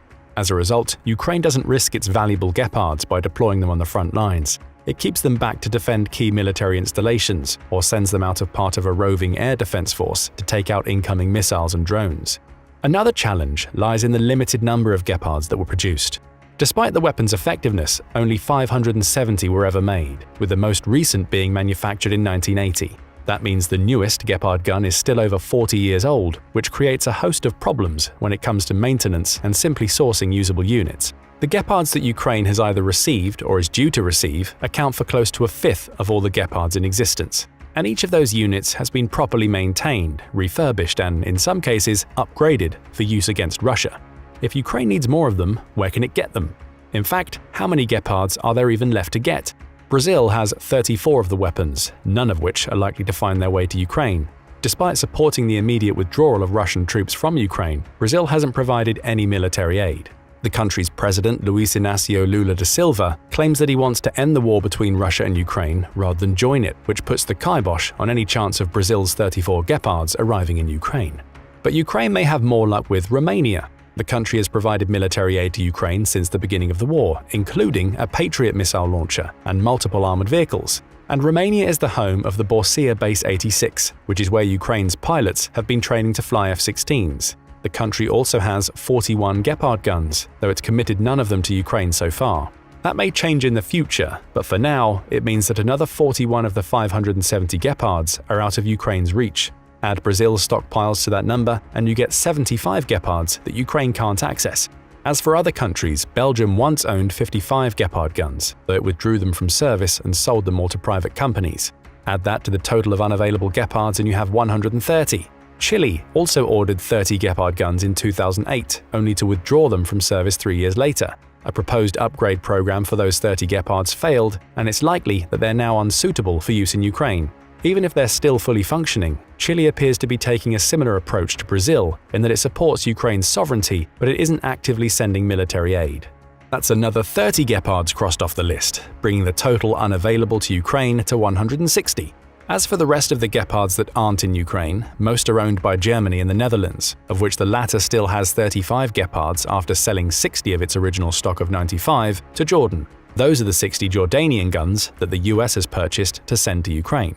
But what of the remaining 35, plus the several hundred owned by Germany?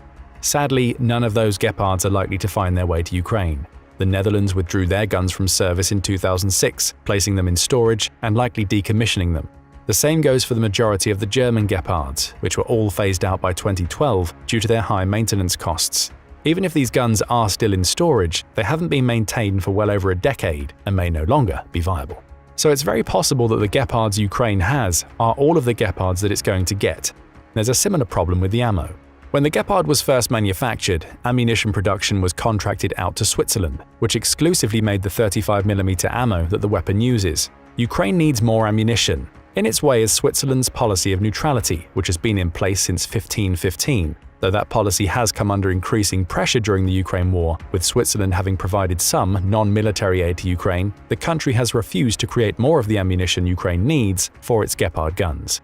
Thankfully, Rheinmetall has come to the rescue.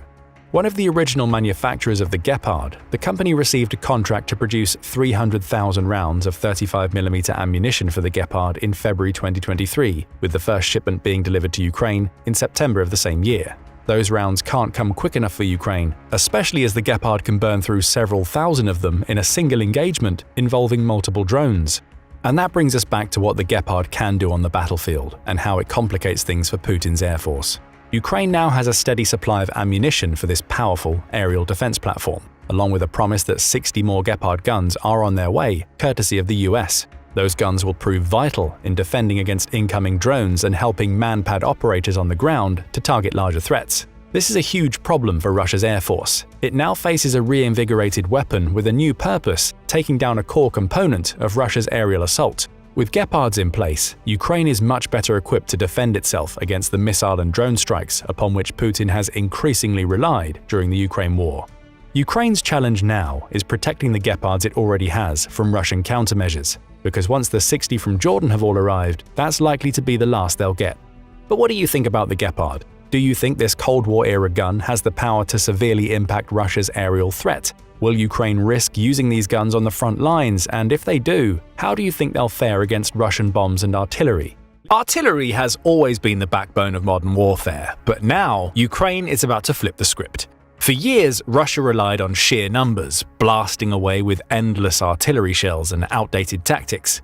It outproduced NATO, pounding Ukraine's forces with brute force, hoping to overwhelm them. But brute force can't beat brilliance. Thanks to cutting-edge tech from Germany and Norway, Ukraine is fielding a game-changing weapon: ramjet artillery. These supersonic rounds don't just go farther, they go faster, strike harder, and leave Russia's old-school tactics in the dust. So what makes ramjet artillery so deadly? And could this be the weapon that breaks Russia's grip on the battlefield? Let's dive in. At its core, a ramjet artillery round has more in common with a jet engine than a traditional explosive artillery round. Like a jet engine, a ramjet round has an intake tube that has an opening at the front to take in the air as the round flies. The air then enters the mixing chamber, where it's ignited alongside small amounts of rocket fuel that the engine carries with it. The resulting combustion is directed to the exhaust chamber, which provides thrust. So unlike traditional artillery, which typically tops out with a range of 40 to 50 miles, modern ramjet designs could realistically have 2 to 5 times the reach of current missiles while retaining the same size, putting them on par with traditional short-range ballistic missiles like ATACMS. This means that an artillery battery could theoretically apply the same pressure at a fraction of the cost in terms of logistics and development. The ramjet is a relatively old concept that's seen a revival in recent years. Technology has advanced enough that it's possible to fit the necessary pieces inside the relatively small shell that is a 155mm artillery round. Germany and Norway in particular have two of the most promising prototypes currently in development, and they have started sending these prototypes for field testing in Ukraine. A traditional rocket like the ones being used to shuttle aircraft into space burns internal fuel storage to create thrust and reach operating speeds. This means that the rocket needs to carry significant amounts of fuel to reach meaningful speeds. A ramjet, on the other hand, needs relatively little actual fuel to maintain high speeds. Air has a natural quality called ram compression, which is when the air pressure significantly increases with velocity. This allows a jet engine to take in significant amounts of compressed air to further boost its speeds. Additionally, jet engines suffer from a distinct disadvantage compared to traditionally propelled missiles and rockets. They don't work at low speeds. Since the efficiency of a jet engine relies on air being compressed, a jet engine would need to burn through conventional fuel instead of air to reach the speeds necessary for ram compression to take effect. For the ramjet, these speeds can hit Mach 2.5 to 3, which is around 3 times the speed of sound. That means that traditional jet engines, like the one you see on aircraft, suffer significantly because they need to accelerate the entire structure to speeds where they actually become efficient. It's a bit of a catch-22 since jet engines work best at high speeds, but they first need to reach those speeds somehow. But that's why the concept works for artillery. Ramjet artillery pretty much avoids the acceleration problem entirely. Since the artillery battery, i.e. a cannon, is responsible for the initial delivery, a ramjet round is shot out at the speed necessary for the engine to start working near its full operating capacity. This, in theory, means that an artillery round can then use its internal fuel supplies alongside the air intake to maintain high speeds until it reaches its target. The technology that made ramjet engines possible has already been in use in conventional jet engines for decades. But it's only recently that the engines of this type could be made relatively small. This has meant that they still suffered from the inherent weakness of not being able to be accelerated toward their efficient operational parameters, i.e. Mach 3 speeds at which ram compression starts taking hold. That's why the experimental ramjet artillery shows so much promise. Downsizing the ramjet engine to be able to fit inside a traditional 155mm round casing could, in theory, transform how artillery works. And with downsizing, there's the inherent advantage of the increased range. Traditionally, if you wanted to increase the range of a projectile, there would only be a few possible avenues for you to take. For instance, you could increase the muzzle velocity or speed at which the projectile leaves the detonation chamber. For traditional artillery, there was only so much speed you could impart on the round, since the round itself didn't have any self-propelling capabilities. Over time, air drag and gravity would do their work, slowly decelerating the round until it reached the ground. To increase the muzzle velocity in traditional artillery, you need to use a more powerful propellant or a longer barrel. However, there's only so much propellant you can fit inside a detonation chamber before you start getting diminishing returns. More powerful propellants would create pressure that could damage the barrel of the artillery, severely reducing its expected lifespan. The second way is to increase the length and strength of the barrel. Increasing the length allows for the propellant to impart more of its impulse on the projectile due to the longer amount of time they stay in contact with each other. The third way to increase the range of the projectile is to modify the projectile itself. This is done by adjusting the aerodynamics and including sabots, a piece that fits around a projectile to keep it aligned in the center of the barrel, to create a more streamlined profile that would reduce the amount of drag the projectile is subjected to during the flight. Alternatively, projectiles with lower mass have greater maximum speeds. However, this led to a series of trade-offs, as artillery rounds depended on its explosive warhead to inflict damage. Additionally, modern artillery rounds need tips made of heavy metals that can penetrate the armored hulls of vehicles and bunkers. Thus, increasing the projectile speed and subsequently distance would end up lowering the potential explosive yield of the artillery round, reducing its overall effectiveness. The ramjet artillery round solves this problem inherently. By using a jet engine, the ammunition suddenly has a self-propelling component. The US had already experimented with self-propelled artillery rounds even before the ramjet engines were developed. For instance, base bleed artillery would have a simple engine mounted at the back of the round that would burn internal propellant. However, the result of the improvement wasn't particularly worth the investment. The added self-propelling capacity didn't meaningfully increase the actual speed of the round, only reduced the inevitable deceleration caused by air drag. Furthermore, the addition of the propellant cannibalized the round's explosive yield, as it would have done with a lighter warhead. That's why a ramjet having a smarter jet engine is such a big deal. The engine's efficiency means that it needs significantly less fuel to achieve or maintain higher speeds. By abusing the inherent quality of the air to compress at high speeds, the jet engine essentially feeds into its own speed. Additionally, as the engine burns off its fuel, it becomes lighter, which allows it to counter some of the velocity loss accrued by air and gravity drag as it flies. The result is a theoretical range of ramjet artillery rounds of 100 miles in more recent experiments. Compare that to the traditional range of artillery rounds, such as the ones currently used in the war in Ukraine, which is typically between 20 and 40 miles at best. This means ramjet artillery has ranges that approach that of conventional missiles, including ATACMS missiles that NATO has donated to Ukraine over the past few years. But there's another important advantage of ramjets over traditional artillery: speed. When an artillery shell hits its target, it imparts kinetic energy into the impact, which is directly proportional to its speed. For armor-piercing rounds, the nose is made from high-density alloys, typically steel or tungsten, which directly penetrates the target through sheer kinetic impact. This allows the explosive warhead to be positioned closer to the intended target before it detonates, improving the chances of the explosive blast dealing sufficient damage to the target. This is yet another area where ramjet engines shine compared to the traditional dumb artillery. Typically, the muzzle velocity of a 155mm M777 howitzer is around 827 meters per second, which is approximately Mach 2.5.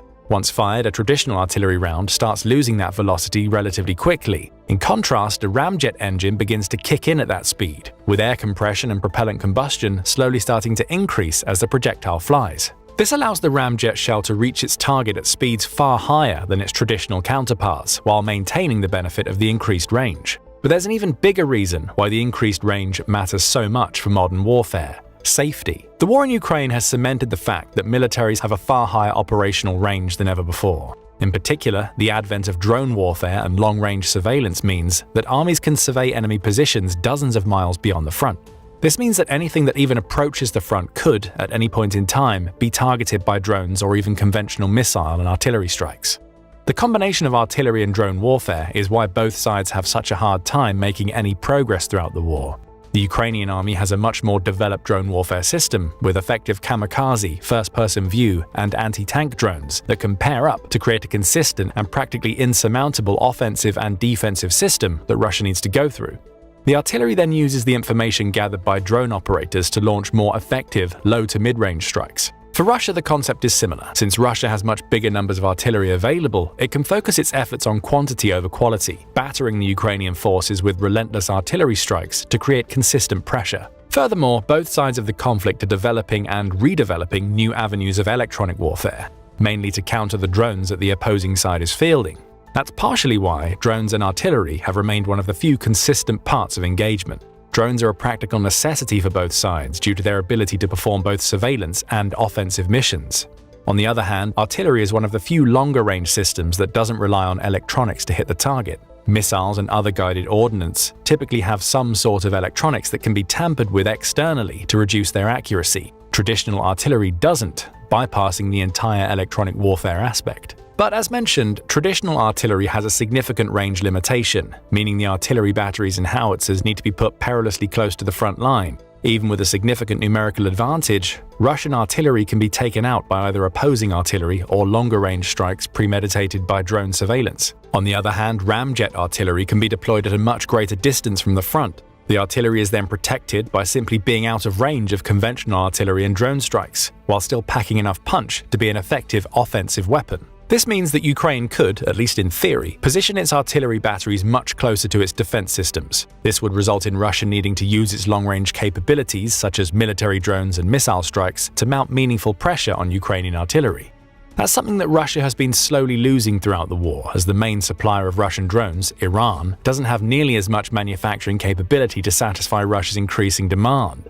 The addition of ramjet artillery, which started in May 2024 with early prototypes, would allow Ukraine to divest some of its forces from protecting artillery and moving them to the front line, thereby creating a more coherent defensive line. This would force Russia to use more of its short-range artillery on the front, which would in turn make them more vulnerable to Ukrainian drone strikes. Additionally, ramjet artillery being able to outrange traditional artillery allows them to win out in artillery against artillery tactics. The simple range advantage means that Ukraine would practically always get the chance to perform the first strike. But there's yet another aspect of ramjet artillery that might make it valuable for Ukraine: long-range diversity. Until relatively recently, Ukraine had a distinct range of disadvantages in the war. The Ukrainian military received a relatively limited supply of long-range missiles that could be used to strike deeper into Russian territory. Oftentimes, these missiles were used to demolish vital supply lines in the occupied part of Ukraine, stalling the Russian advance. However, that changed when Ukraine created a robust drone warfare industry. Beyond using smaller commercial drones for low-range operations close to the front line, Ukraine has also developed and tested various longer-range drone designs that could emulate the Iranian drones that Russia has been using since the very start of the invasion. The effect of these improvements has given Ukraine the ability to mount a large-scale drone attack all the way to Moscow, which is around 400 miles away from the Ukrainian border.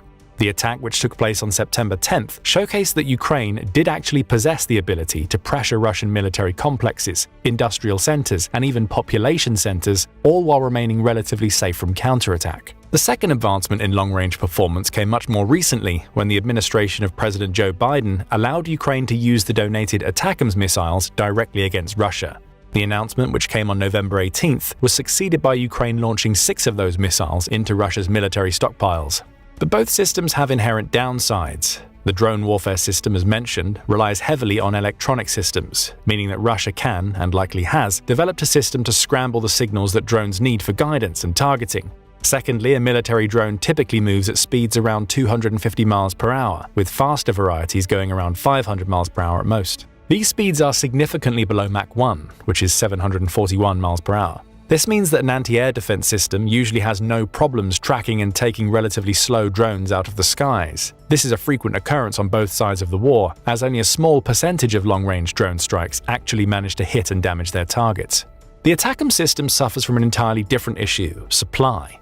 While the ability to conduct long-range precision strikes into Russian territory is likely to be a great boon to the Ukrainian forces, allowing them to project more power from a greater distance, there's only a limited amount of these missiles available for use. According to the most recent reports, NATO had only donated about 50 ATACMS missiles. Of course, the US calls its deliveries significant, as each ATACMS missile is extremely costly and a great strategic resource by itself. However, NATO hasn't sent the most modern ATACMS missiles to Ukraine, or at least not entirely. The first significant batch of missiles was composed entirely of older models, which had an effective range of only 100 miles. In comparison, the newer missiles can reach up to 190 miles. Considering that longer-range ATACMS cost more than $1 million per unit, based on a contract from the manufacturer Lockheed Martin, the Kyiv Post posited that Ukraine received no more than a few dozen ATACMS in the most recent $300 million package. And even that number might be slightly elevated. With Ukraine using 1 or 2 ATACMS over several strikes throughout the war, the actual remaining supply is probably around a few dozen missiles. Out of those, it's uncertain how many of the long-range missiles Ukraine has, as 6 of them were likely used in the most recent strike into Russia. This paves the way for the ramjet prototypes to become the third option for long-range strike capacity. Furthermore, since the ramjet artillery shells that Norway and Germany are sending are in 155mm rounds, the actual artillery battery is the same as the one that launches traditional artillery shells, with only minimal modifications. While there's no precise information on how many ramjet artillery rounds have made it to Ukraine, the German company Rheinmetall has suggested that it'll likely start ramping up production soon. Before the war started, Rheinmetall was producing 70,000 artillery shells per year. By 2024, its production capacity increased to between 400 and 500,000 shells annually, with plans to ramp that up to 700,000 shells per year across its European plants by 2025. The company ultimately aims to achieve a median manufacturing capacity of 1.1 million rounds annually, which would nearly double NATO's artillery round production. The company released a statement in 2022 that said it would supply Ukraine with at least 100,000 artillery shells throughout 2024. At least 225 of those were confirmed to be Volcano high-precision rounds. Volcano are the precursors to the ramjet rounds, using the aforementioned internal self-propellant mechanism that resulted in a range of 45 to 50 miles. However, there is practically no information on exactly how many ramjet rounds the company has already provided to Ukraine, nor any meaningful reports of how many are being planned for production. Still, having more than 200 artillery shells with more range than its Russian counterparts would allow Ukraine to significantly diversify its long-range tactics. It showcases that NATO is confident that even these weapons should be enough for Ukraine to create meaningful progress and utilize them effectively on the front. This diversification comes at exactly the right time for Ukraine too. Russia has started amping up its efforts in both Donbass and Kursk. Over the past few months, Russia has managed to occupy another 500 square miles of territory in Donbass, creating ample forward momentum for its army through long-range drone and missile strikes deeper into Ukrainian territory. Similarly, Russia has managed to overtake around half of the territory that Ukraine occupied in Kursk. Even more importantly, Russia has started deploying North Korean soldiers who arrived in Kursk in mid-October. Ukrainian intelligence suggests that North Koreans are probably not going to make a significant difference in the grand scale of the conflict. This is because the North Koreans don't have the necessary training and equipment to compete with the modern drone-oriented tactics prevalent in Kursk. Ukraine posits that the casualty rate for the North Korean troops could be as high as 90%, meaning that of the 11,000 or so troops confirmed to be in Kursk, only slightly more than 1,000 are expected to survive the war. Still, those 11,000 soldiers are bodies that the Ukrainian military has to go through if it plans to successfully repel the Russian counteroffensive in Kursk, which was estimated to contain roughly 50,000 troops at one point. This will likely give the Russian military enough justification to divert even more troops to the front line in Donbass. Effectively, the North Koreans are a diversion from the real front line in Ukraine, yet the Ukrainian military can't afford to ignore it. But Ukraine is facing yet another, perhaps even more important problem: the change of US administration. With President Donald Trump now back in the White House, there's a possible shakeup in how the US administration, or particularly foreign policies, will shape the conflict. In his first term, Trump had a much more positive opinion both toward Russia and North Korea than the rest of the Western world, going so far as to become the first US president to visit North Korea. This could lead to Trump reversing some of the policies the Biden administration had enacted, especially the ones concerning sending weapons and financial aid to Ukraine. Additionally, Trump was previously a vocal opponent of the US remaining in NATO, particularly due to a majority of the members failing to meet the recommended national defense budgets for years. This issue has been solved on most counts, with Central European nations such as Germany and Poland injecting their militaries and NATO with billions of dollars. Meanwhile, Sweden and Finland have joined NATO, and both have significant military spending and weapon development capacity. However, there's no telling whether that will be enough for Trump and how he will guide US policy in the years to come. That's why Putin has been gearing up to make more offensive moves, going so far as to start a new round of nuclear saber-rattling, this time in response to the use of ATACMS missiles. For now, though, Trump's policies seem to not interfere with the order of things much, as the US aid to Ukraine hasn't ended. But Trump has noted that he has some plans on approaching a peace deal, and unlike previously, he seems to be more vocally opposed to Putin. He's noted that the war should have never happened, and that he could have ended it in a few days back in 2022 if he were in office. However, there's no telling whether Trump's plans will go in Ukraine's favor. The added long-range capacity that Ukraine has been developing, and which has been donated by Norway and Germany, can provide them some short-term relief. It would allow Ukraine to prove that it can still put up meaningful opposition to Russia's offensive, which could win it some negotiation points with Trump. But regardless of how exactly the war in Ukraine progresses, there are few signs it will end in 2025. The addition of new artillery capabilities can create meaningful changes in military strategies around the world. The new ramjet artillery, if adopted, can make entire systems obsolete, and once again showcase just how far NATO is ahead of its geopolitical opponents. But what do you think? Will the ramjet make an impact on the war in Ukraine? Change is coming to the European military landscape, and not in the way you might expect. For years, the same countries have stood atop the index for Europe's strongest military powers. With 8 military satellites in orbit, 13 naval frigates, 8 submarines, and 850 aircraft, Italy consistently ranks high on the list. France is no walkover either, with 300 nuclear weapons in its arsenal, and an aircraft carrier, 3 helicarriers, and 10 military bases from which it can project one of the world's best counter-terrorism strike forces into the corners of the globe. There is reason to believe France will remain one of the preeminent European powers for years to come. Then there's the UK, consistently viewed as one of the world's strongest military powers not just in Europe. It possesses 25 overseas military bases, 2 aircraft carriers, 10 excellent nuclear submarines, and 663 aircraft.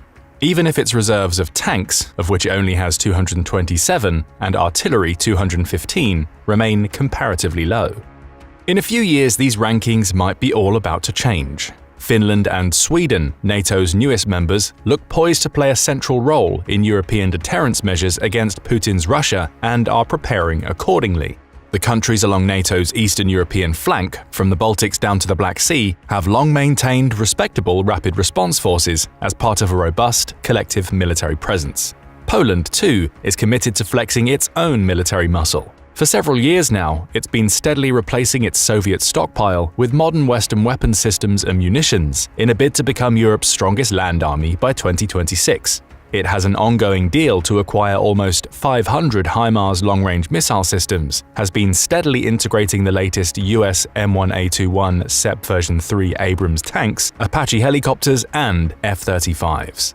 It's also branched out, importing the latest in South Korean armor and artillery whose global reputation is growing. And then there's Germany. Yes, the European country which for decades now has routinely fallen well short of its defense goals now seems eager to jump to the top of Europe's military spending leaderboards. It may seem like a shock, but last year German politicians finally read the room and realized that with one of the world's largest GDPs, it was high time to pull its weight in NATO and revamp its armed forces. Indeed, the war in Ukraine seems like it has cast everything into the proper perspective.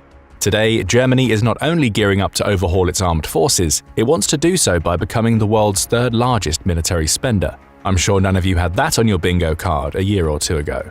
It's been some time since German leaders expressed this desire. Naturally, it's worth following up to see how bad things had actually gotten in the German armed forces, how the military overhaul is currently going, and whether Germany will be able to keep on track to achieve its lofty military goals in the near and long-term future.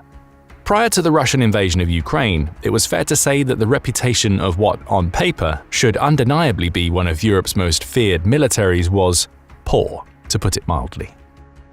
At the tail end of the 2010s, reports began to emerge documenting the unexpected devolution of one of the fiercest and most brutal fighting forces on Earth into what one observer likened to a glorified volunteer fire department, one whose venerated mountain troops were routinely deployed to shovel snow from roofs in Bavaria rather than conduct cutting-edge military exercises. What went wrong for the once vaunted Bundeswehr? Well, a lot actually, so much that it's sort of hard to know where to begin. Like most things, Germany's current situation didn't unfold in a vacuum. The problems trace back to the end of the Cold War, a period of renewed hope and opportunity for the German people. The fall of the Berlin Wall, the reintegration of East and West Germany, and the collapse of the USSR as a regional military rival changed Germany's security outlook virtually overnight. Suddenly, money the German parliament had funneled into military expenditures had better use revamping the country's economic, political, and social institutions. There was simply no proximate military threat worthy enough to merit continued military spending at Cold War levels. Knowing that NATO and, more importantly, the United States could collectively guarantee Europe's long-term security, the country and its people, still struggling through the memories of 2 world wars, felt like it could afford to draw down its military capabilities without imperiling its overall safety. This process started in the early 1990s. Few realized at the time that it would continue practically unabated until 2022. This, then, is the root of Germany's modern military weakness. Germany's decision to focus inward propelled it to incredibly prosperous economic heights. Yet this choice came at the expense of a significant chunk of its military funding. The result has been endemic shortages of manpower and materiel. By late 2018, Germany could boast 68 Tiger attack helicopters, yet just 20% of them could fly. It had plenty of Eurofighters, 136 in all, but only 30% of those were airworthy. The state of the German Air Force got so bad that its pilots started to quit in droves. On top of that, Germany's aging Tornado fighters, the country's only aerial platform that can carry its nuclear warheads, were scheduled to be decommissioned. The state of military disrepair extended to the infantry, who, according to reports, has suffered from shortages of everything from ammunition to underwear of late. As of 2019, the main battle rifle of the German armed forces, the Heckler & Koch G36, was in the process of being scrapped after studies revealed serious defects in its accuracy. In other words, that the gun misses its target if it's too hot.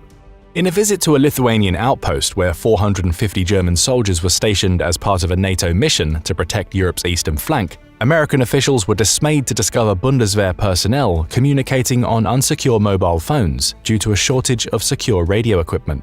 Equipment deficiencies and shortages were paralleled by increased recruiting difficulties.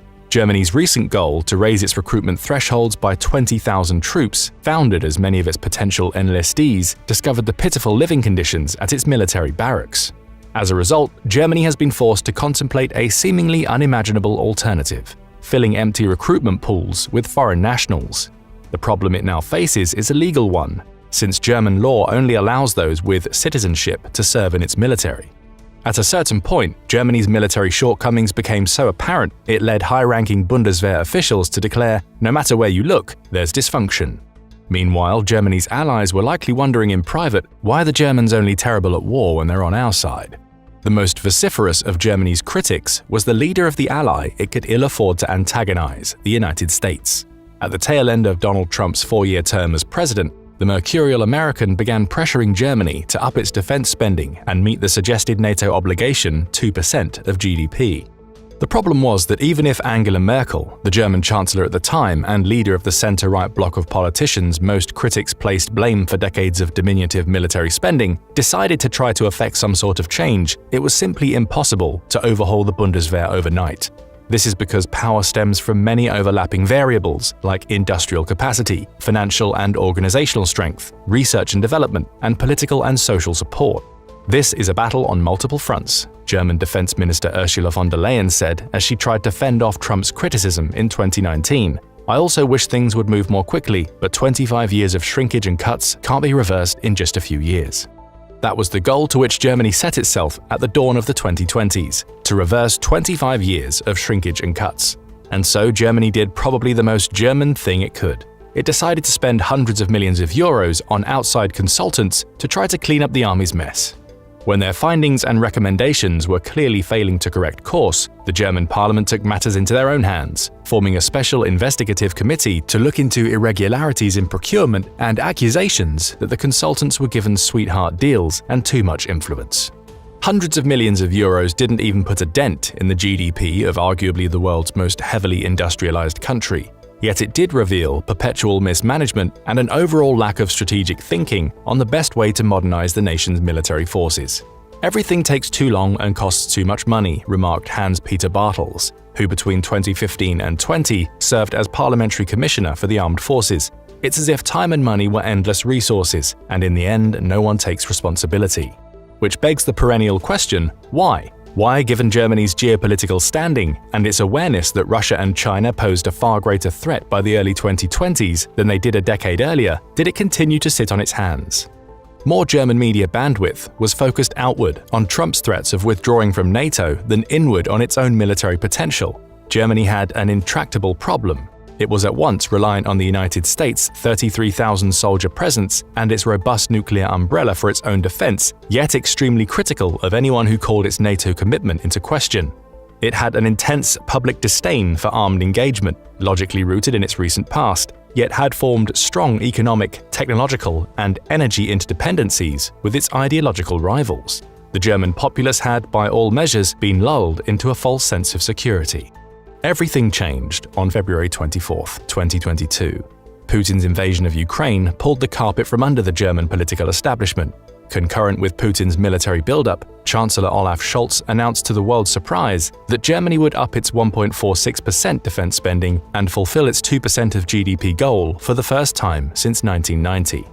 3 days after Putin greenlit the first large-scale ground war in Europe since World War II, Scholz went even further than before, characterizing the moment at the Bundestag rostrum as a change of era, making a commitment to reversing its decades-old minimalist defense policies in lieu of the type of sweeping overhaul befitting Germany's economic stature. The announcement was met with fanfare in Parliament.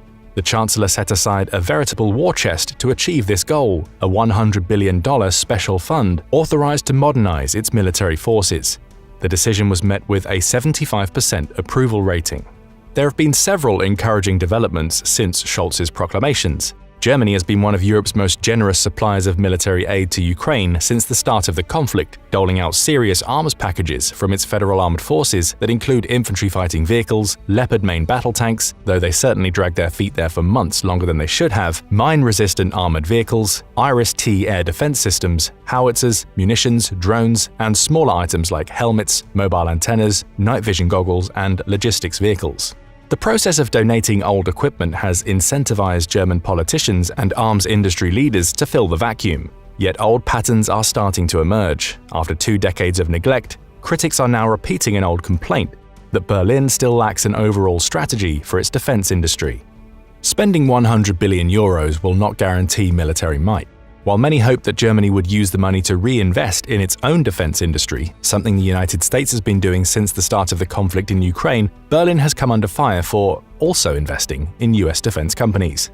In July 2023, a leading tank gearbox manufacturer claimed that nearly half of the $100 billion special fund had gone to American defense companies. Germany does not have a strategic compass for the defense industry, claimed Suzanne Wiegand, chief executive of Renk Group.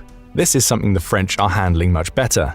Essentially, Wiegand believed the special fund should be used for more than plugging short-term gaps in the German military's inventories, but also to help develop technologies of the future. This makes a lot of sense, but a year after Scholz promised to use his special fund, little seems to have changed. Over the past 12 months, a flurry of reports have continued to shed light on German military unpreparedness. Strangled by bureaucracy, one headline reads. Germany's army is so under-equipped that it used broomsticks instead of machine guns, read another. In February 2023, a prominent foreign policy spokesman for the Christian Democratic Union told a German news outlet that the military had lost a year and is barer than it was at the start of 2022.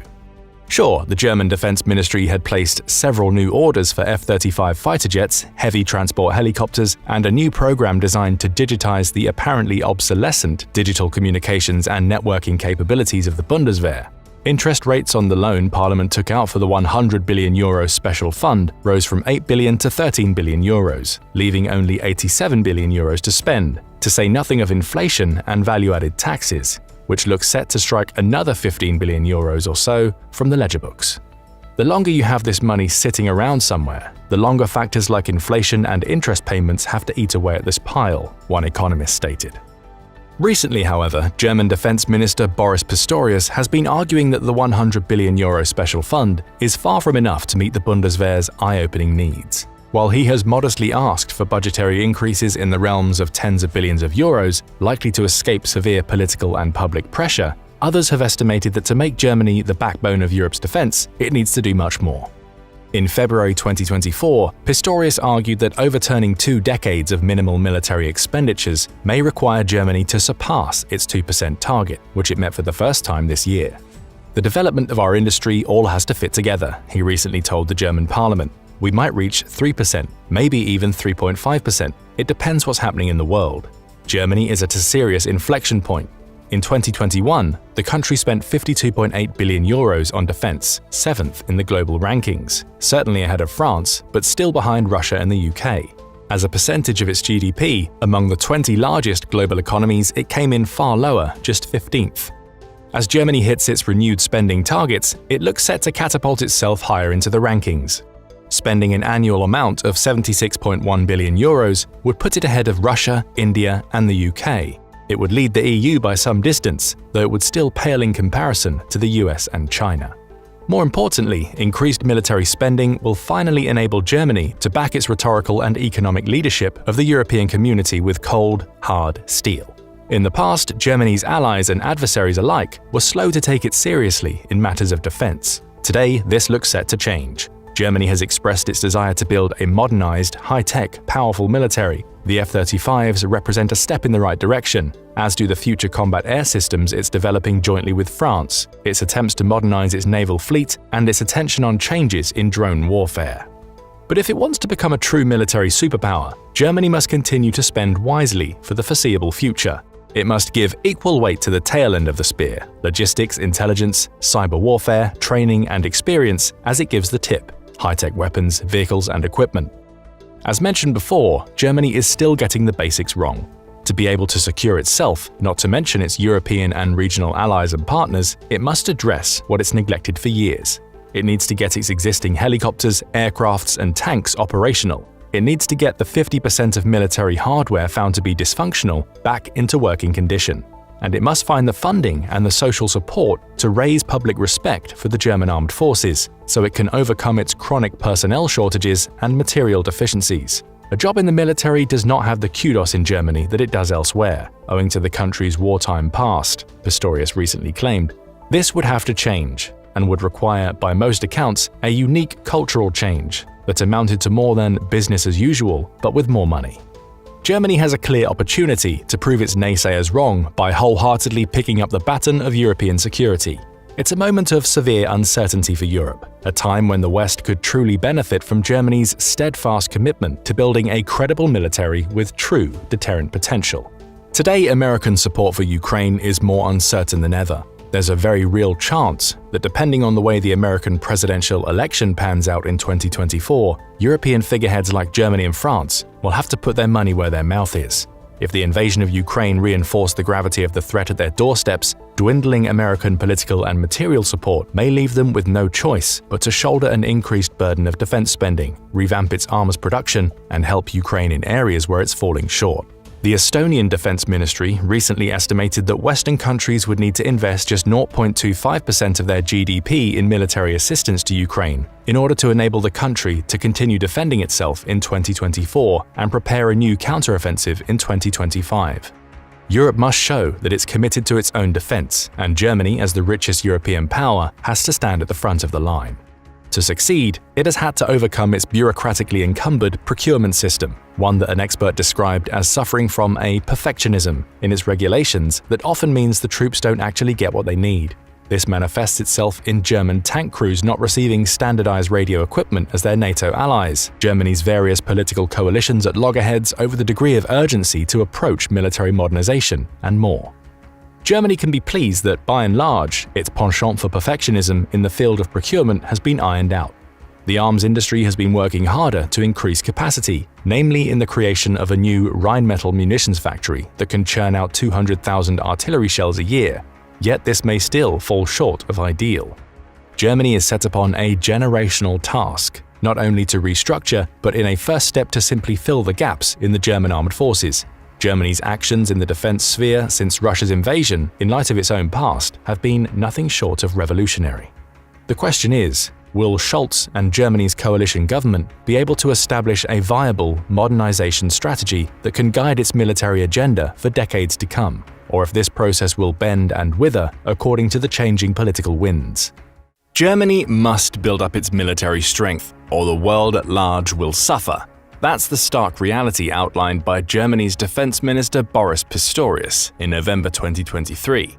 Decades of military neglect have left Germany vulnerable, relying on others for defense. Now, with Russia's aggression in Ukraine, the urgency is clear. Germany is pouring resources into transforming from a military lightweight to a superpower. Why is this so important? A stronger German military is crucial for NATO and global stability. As Europe's largest economy, Germany's military strength means a more formidable alliance against threats from Russia and beyond. In this video, we dive into the radical steps Germany will take to achieve this transformation. What challenges lie ahead? How will Germany's ambitious military strategy impact US and global security? All of those questions will be posed in this video, that will start by answering another key question. What state is the German army in right now? On paper, Germany's military doesn't seem too bad. For instance, Global Firepower's ratings of the 145 strongest military nations place it at 19th on the list. That means it's a top 20 military force that should be among the strongest that Europe has to offer. Digging deeper into the numbers would seem to affirm this claim.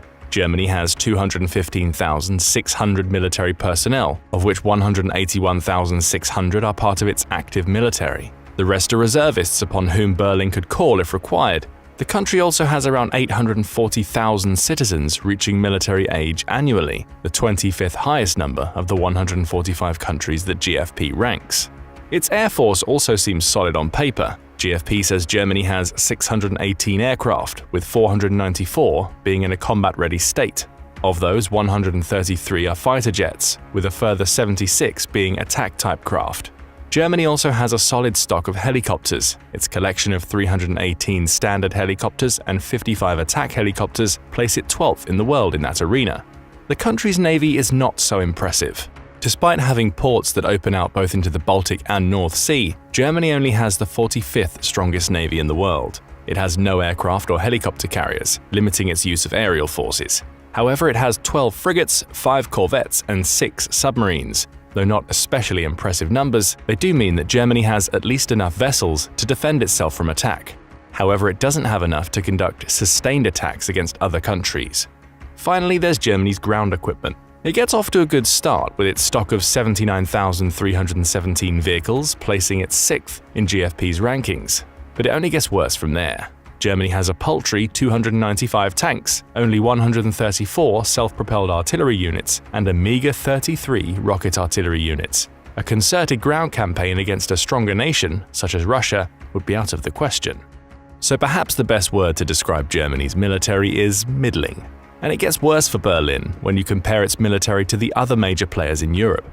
The threat it wants to counter, Russia, beats Germany in every department. It ranks second on GFP's Power Index list, with far more soldiers, planes, ships, and ground equipment than Germany can muster. In a one-on-one war, Germany would be almost guaranteed to come out on the losing end, with the added threat of Russian nuclear weapons being the icing on Moscow's military cake. Of course, Germany isn't expected to fight Russia alone. As a NATO member, it will be able to rely on the collective defense aspects of that alliance to receive support in such a war. But that switches our focus to Germany's allies, and it's fallen a long way behind them. Both France and the UK, for instance, have nuclear weapons, 290 for France and 225 for the UK. Both are also much stronger conventionally than Germany. Global Firepower says that France only falls behind on natural resources and financials, with its 200,000-strong active military combining with 150,000 paramilitary forces to give it an advantage on the ground. Throw in an air force with over 350 more aircraft, along with a navy that not only includes an aircraft carrier but is twice the size in terms of assets, and France clearly comes out on top. The story doesn't change much when comparing Germany to the UK. Britain's military is stronger in practically every respect. Though it has about the same number of active personnel, 184,860, to Germany's 181,600, it has a staggering 924,000 reserve personnel. That means the UK can call up enough people to make its army about 5 times the size of Germany's. There's little difference in the country's air forces, with the UK having a few extra assets, but the UK's navy supports that air force with a pair of aircraft carriers. Speaking of navy, Britain has 117 assets to Germany's 64. You may wonder why any of this matters. After all, Germany, France, and the UK are military allies by virtue of them all being NATO members. However, the takeaway here is that while France and the UK, along with other European powers like Italy and Poland, have been actively investing in their militaries, Germany is lagging behind. It's focused its efforts on becoming Europe's economic powerhouse, relying on collective defense in the process. On paper, the numbers don't reveal just how deep the cracks in Germany's military run. There have been several reports over the last 10 years going into further detail. For instance, a February 2018 BBC report discussed then recent findings that the German military's problems were dramatically bad. The report noted that none of Germany's 6 submarines were ready for deployment, with the same being true of its transport planes. The report was damning, noting that none of the 14 Airbus A400Ms Germany has in its aerial arsenal are actually capable of flying. The suggestion was clear. Germany may have the equipment, but it hadn't invested time or money into the maintenance that equipment needs to be usable. The problems got worse for Germany. The same report found the condition of many of the country's fighter planes, helicopters, tanks, and ships was dramatically bad, to the point where very few were ready for active combat deployment. Germany was also running low on spare parts for this equipment, making maintenance impossible, and its military lacked leadership to the point where it was advertising for thousands of vacant officer positions. Spending, or lack thereof, was an issue, according to the report. It said Germany spent just $45 billion on its defense in 2017, amounting to around 1.2% of the national gross domestic product, or GDP. That fell well short of the 2% NATO recommends, with then-Chancellor Angela Merkel claiming Germany would work toward getting to the 2% level by 2024. Progress was slow. So slow, in fact, that a 2019 report into the Bundeswehr, which is the name for Germany's army, found that many of the issues discovered in 2018 hadn't been solved. German soldiers operating in Afghanistan were being forced to rely on civilian helicopters to transport them, despite Germany supposedly having a healthy stock of choppers. Body armor was being borrowed rather than supplied by the Bundeswehr, and the heavy equipment issues hadn't been solved. Typically, less than 50% of Germany's planes, tanks, and ships were available for training or operational purposes throughout 2019. Commenting on the report, Hans-Peter Bartels, the German parliament's military commissioner at the time, said, "Spare parts are still missing, maintenance in industry is dragging, and the training programs are suffering." In short, Germany has merely identified the problems it had with its military without taking adequate steps to solve them. It appeared the country was still tied up in bureaucratic red tape, while its military equipment either rotted away or proved unusable for its troops. This is despite Germany having raised its defense budget from $45 billion in 2017 to $49.3 billion in 2018. The 2019 report revealed another major problem for Germany. Recruiting numbers were falling. Despite the government having promised to increase the size of Germany's active military from the current 181,600 to 198,500 by 2025, it was attracting fewer people in 2018 than it had in 2017. Specifically, the number of new recruits declined by 3,000 from the 23,000 seen in 2017. Crises elsewhere included reports of sexual harassment in the military, rising to 288 in 2018 from 235 in 2017. Additionally, the rise of what it called far-right incidents further damaged the military's integrity. Change wasn't coming fast enough. And all of this was before the Ukraine war broke out. That war appears to have further depleted Germany's military, at least according to a January 2023 Spiegel International report. It discusses a December 2022 report submitted to the German parliament by Inspector General Eberhard Zorn, highlighting that for all of Germany's talk about modernizing its military in 2018 and 19, many of the problems it faced then were still present in 2023. Artillery units were so lacking, for instance, that Germany couldn't send any to support the NATO battle group stationed in Lithuania. That, combined with donations made to Ukraine during the war, further highlighted the Bundeswehr's equipment deficiencies. Commitments to both Ukraine and the NATO Rapid Reaction Force also did a number on Germany's anti-aircraft defenses. The report even noted that the Bundeswehr is still reliant on analog radios at a time when most of its European contemporaries have upgraded to encryptable digital radio signals. Not only does this create compatibility issues with standard NATO equipment, but it exposes Germany's military to security issues that frankly shouldn't exist. And again, issues arose with spare parts and maintenance. Germany's navy was highlighted in this report, as it noted insufficient supplies of replacement and reserve parts. Even the Bundeswehr's medical teams didn't have enough bandages and supplies for operations. The message, as in the 2018 and 19 reports, was simple: Germany isn't prepared for a war. That brings us to another question: why did this happen? After all, the first half of the 20th century saw Germany twice rise as one of Europe's dominant military powers. In World War II alone, it conquered most of Europe, and were it not for Adolf Hitler's tactical mistakes during the midpoint of the global war, it may have maintained its control. However, it's the rise and fall of the Nazis that may go some way to explaining how the German military deteriorated during much of the 21st century. There's a pervading culture of shame around the German military. Though 70% of the country's people believe that Germany has atoned for the Nazis' actions, many are still wary of militarizing again.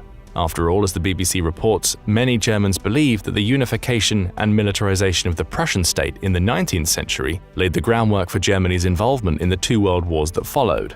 Perhaps the failure to modernize is caused, at least in some small part, by a sense that Germany shouldn't militarize to such an extent again. However, it's also worth noting that Germany has long relied on its NATO membership to bolster its military. Its justification there is that NATO's collective defense mechanisms, such as Article 5 of the NATO Charter, that says an attack on a NATO member is considered an attack on all, should serve as a deterrent. Germany doesn't need a powerful military, this reasoning says, because it's united with over 30 other military powers. That approach has started to cause issues for Germany. For instance, former US President Donald Trump threatened to withdraw 9,500 of the 25,000 American troops stationed in Germany back in 2020. His thinking? Germany's failure to meet NATO's spending target led to him claiming that Germany was reliant on the US and other NATO allies for its defense. Add the Ukraine war into the mix, and Germany has quickly woken up to the possibility that Russian aggression could extend further into Europe. If it does, Germany in its current state would be able to do very little about it. So far, none of this points to Germany becoming a military superpower once again. If anything, it suggests that Germany is going in the opposite direction. Its military is aging and underpowered, and efforts to change things seem to be getting tied up in red tape that's making progress slow. But things will change for Germany. After all, it's getting ever more serious about its need to make its military fit for war. So what has Germany done in recent years that could set the stage for it to become a major military power again? The answer starts with a move that many saw as a misstep, but has at least cleared the way for change to happen: hiring consultants. In 2018, while reeling from the reports mentioned earlier in the video along with criticism from Donald Trump, Germany's then defense minister, Ursula von der Leyen, announced the country needed to reverse over 2 decades of shrinkage and cuts. Her solution was to hire outside consultants, spending hundreds of millions of dollars in the process to tell her what was wrong with the Bundeswehr. On the face of it, that wasn't a bad idea.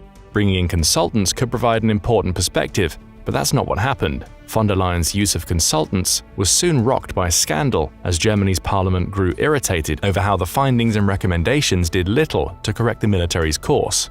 In October 2018, Germany's defense ministry announced the launch of an investigation into its own hiring of outside consultants amidst allegations of misconduct by officials. That announcement came hot on the heels of a September 2018 Federal Audit Office report, which suggested that von der Leyen's hiring approach created irregularities that may have allowed the minister to personally gain from these consultants. Tobias Linde, a Green Party member in Germany's parliament, summed the situation up by claiming, "There are still multiple questions about the extent of the use of external help, about contract award violations, about old boy networks between the ministry and external parties." The suggestion, though subtle, was there. Corruption was clouding the use of consultants. The investigation led to extensive interviews carried out with 40 people involved in the scandal, including von der Leyen. The former defense minister admitted mistakes were made in how the contracts were awarded, though she managed to escape punishment. She has since been rocked with other scandals, such as the Pfizergate issue, surrounding her text messages with Pfizer's head, Albert Bourla, relating to the European Union's vaccine deal during the COVID pandemic. But in terms of Germany's military, her initial efforts to move things forward failed. The idea of using external contractors was fine. How they were awarded contracts wasn't.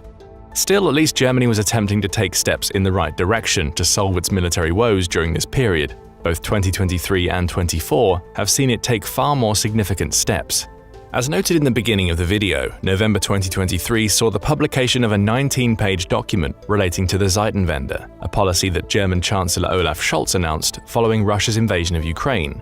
When presenting that document, Defense Minister Boris Pistorius claimed that the Zeitenwende represents Germany becoming a grown-up country in terms of security policy. In it, he sets a $107.1 billion special fund that Germany will use to purchase more modern weapons. The document also makes the crucial pledge that Germany will commit to spending at least 2% of its GDP on defense, in line with NATO's recommendations, from 2024 onward. The Zeitenwende project is designed to transform Germany into the backbone of Europe's collective defense, ensuring it becomes ready to fight a war within the next few years.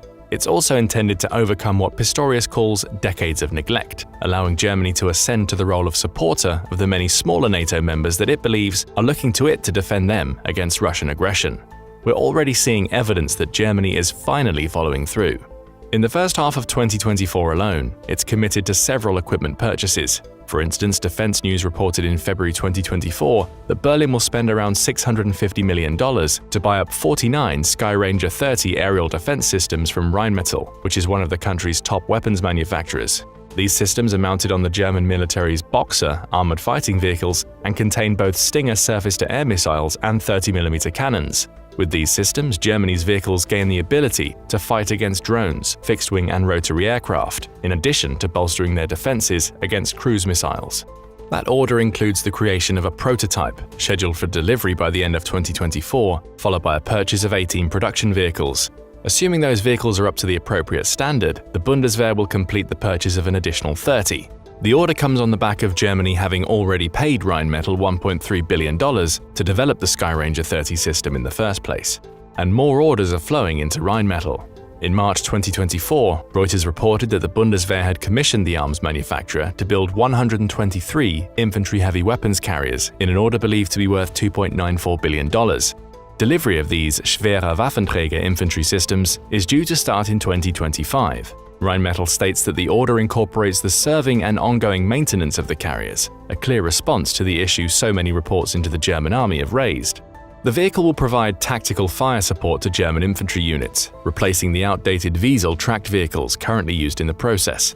They slot into what the Bundeswehr is calling the new medium force category of its military, with the carriers also being capable of deployment over long distances.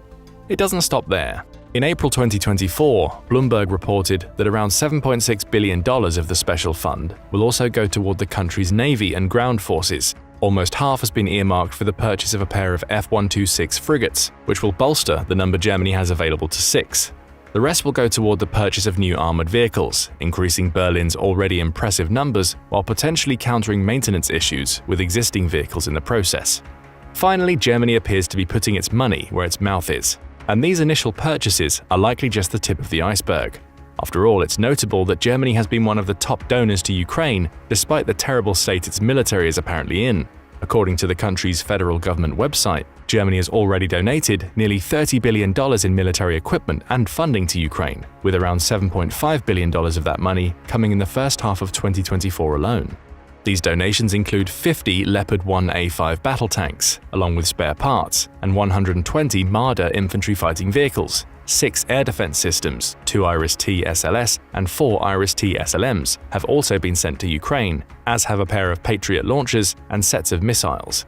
And that's just scratching the surface in terms of donations. Why does this matter? All of this is equipment that Germany will need to replace in order to build itself into the backbone of Europe's collective defenses. Through these donations, the country has essentially created an equipment vacuum, which will need to be filled with newer equipment. Think of it as a combination of Germany wiping its military slate clean while forcing itself into a period of modernization that will ultimately strengthen the Bundeswehr. It's getting rid of the old and so many of the problems that come with it and replacing it with new. Plus, if its contract with Rheinmetall for the Schwere Waffenträger infantry systems is anything to go by, Germany isn't going to fall into the trap of allowing its new weapons to fall into states of disrepair again. The key now is that Germany doesn't rest on its laurels. While the $107.1 billion special fund for 2024 is impressive and has catapulted Germany into being one of the world's top 5 military spenders, it's not going to be enough to transform the entire Bundeswehr. Pistorius made that clear during a May 2024 trip to the United States, in which he noted Germany's new efforts to make both national and collective defense a priority for the first time since World War II. He also pushed for more leeway with military spending, bringing up Germany's long-standing debt brake, which prevents the national deficit from rising to above 0.35% of GDP unless there is an emergency. To Pistorius, the Ukraine war and what it represents for the future of Europe is just such an emergency. Speaking to the German press agency, he says, expenditure for defense and civil protection should not be included in the debt brake restrictions. Pistorius also believes the special fund will run dry by 2028, meaning Germany will have to commit more money and soon to maintain its 2% of GDP target. That could present a problem to Germany's modernization efforts. In 2023, NATO signed off on defense plans covering how it would deal with a Russian attack. Those plans were important because they were the first of their kind since the Cold War ended, and they've shown that NATO, like Germany, may not be ready. Reuters reports that the plans have highlighted troop shortages and issues with weapons and equipment, all of which need to be solved by 2029, which is when Germany believes Russia will be ready to launch an attack on a NATO state. Per NATO's new requirements, the Bundeswehr will need to find the money needed to fund an additional 75,000 troops, bringing its army up to just over 250,000 people. That could be a problem, not only because recruitment is struggling in Germany, but because an extra 75,000 soldiers means 75,000 more people to pay and equip. Glassdoor suggests the average salary for a German infantry soldier is around $40,000. Multiply that by 75,000 and you get $3 billion in salaries alone, a substantial chunk of the special fund. There's also budgetary infighting to consider, especially as Germany is currently ruled by a coalition of the Social Democrats, a left-leaning party, the Ecologist Green Party, and the Liberals, who have a more right-wing slant. Olaf Scholz has already rejected calls from Pistorius to raise defense spending by another $7.1 billion in 2024, meaning that issue will likely be delayed until the German elections in 2025. It appears red tape may be getting in the way of modernization again. So where does all of this leave the Bundeswehr in 2024 and beyond? Positive steps are being taken. The special fund has enabled Germany to start refreshing its equipment stocks, which will go a long way toward fixing the maintenance and combat readiness issues that have plagued the German military for so many years. Yet it doesn't look like there's a full commitment to improve every aspect of the military yet. Quibbles over budgets remain, and red tape needs to be cut if Germany is going to achieve the rapid modernization it needs to truly become the backbone of European defense. If Germany truly believes that Russia will be in a position to attack a NATO state in 2029, it needs to accelerate its plans to ensure the Bundeswehr is ready. Germany has the potential to become a military superpower once again. It just seems the country needs to get out of its own way to make it happen. But what do you think? Is Germany making good progress, or does it need to find a way to cut down on bureaucracy to make a long-lasting change? Will Germany be ready to fight Russia if required by 2029?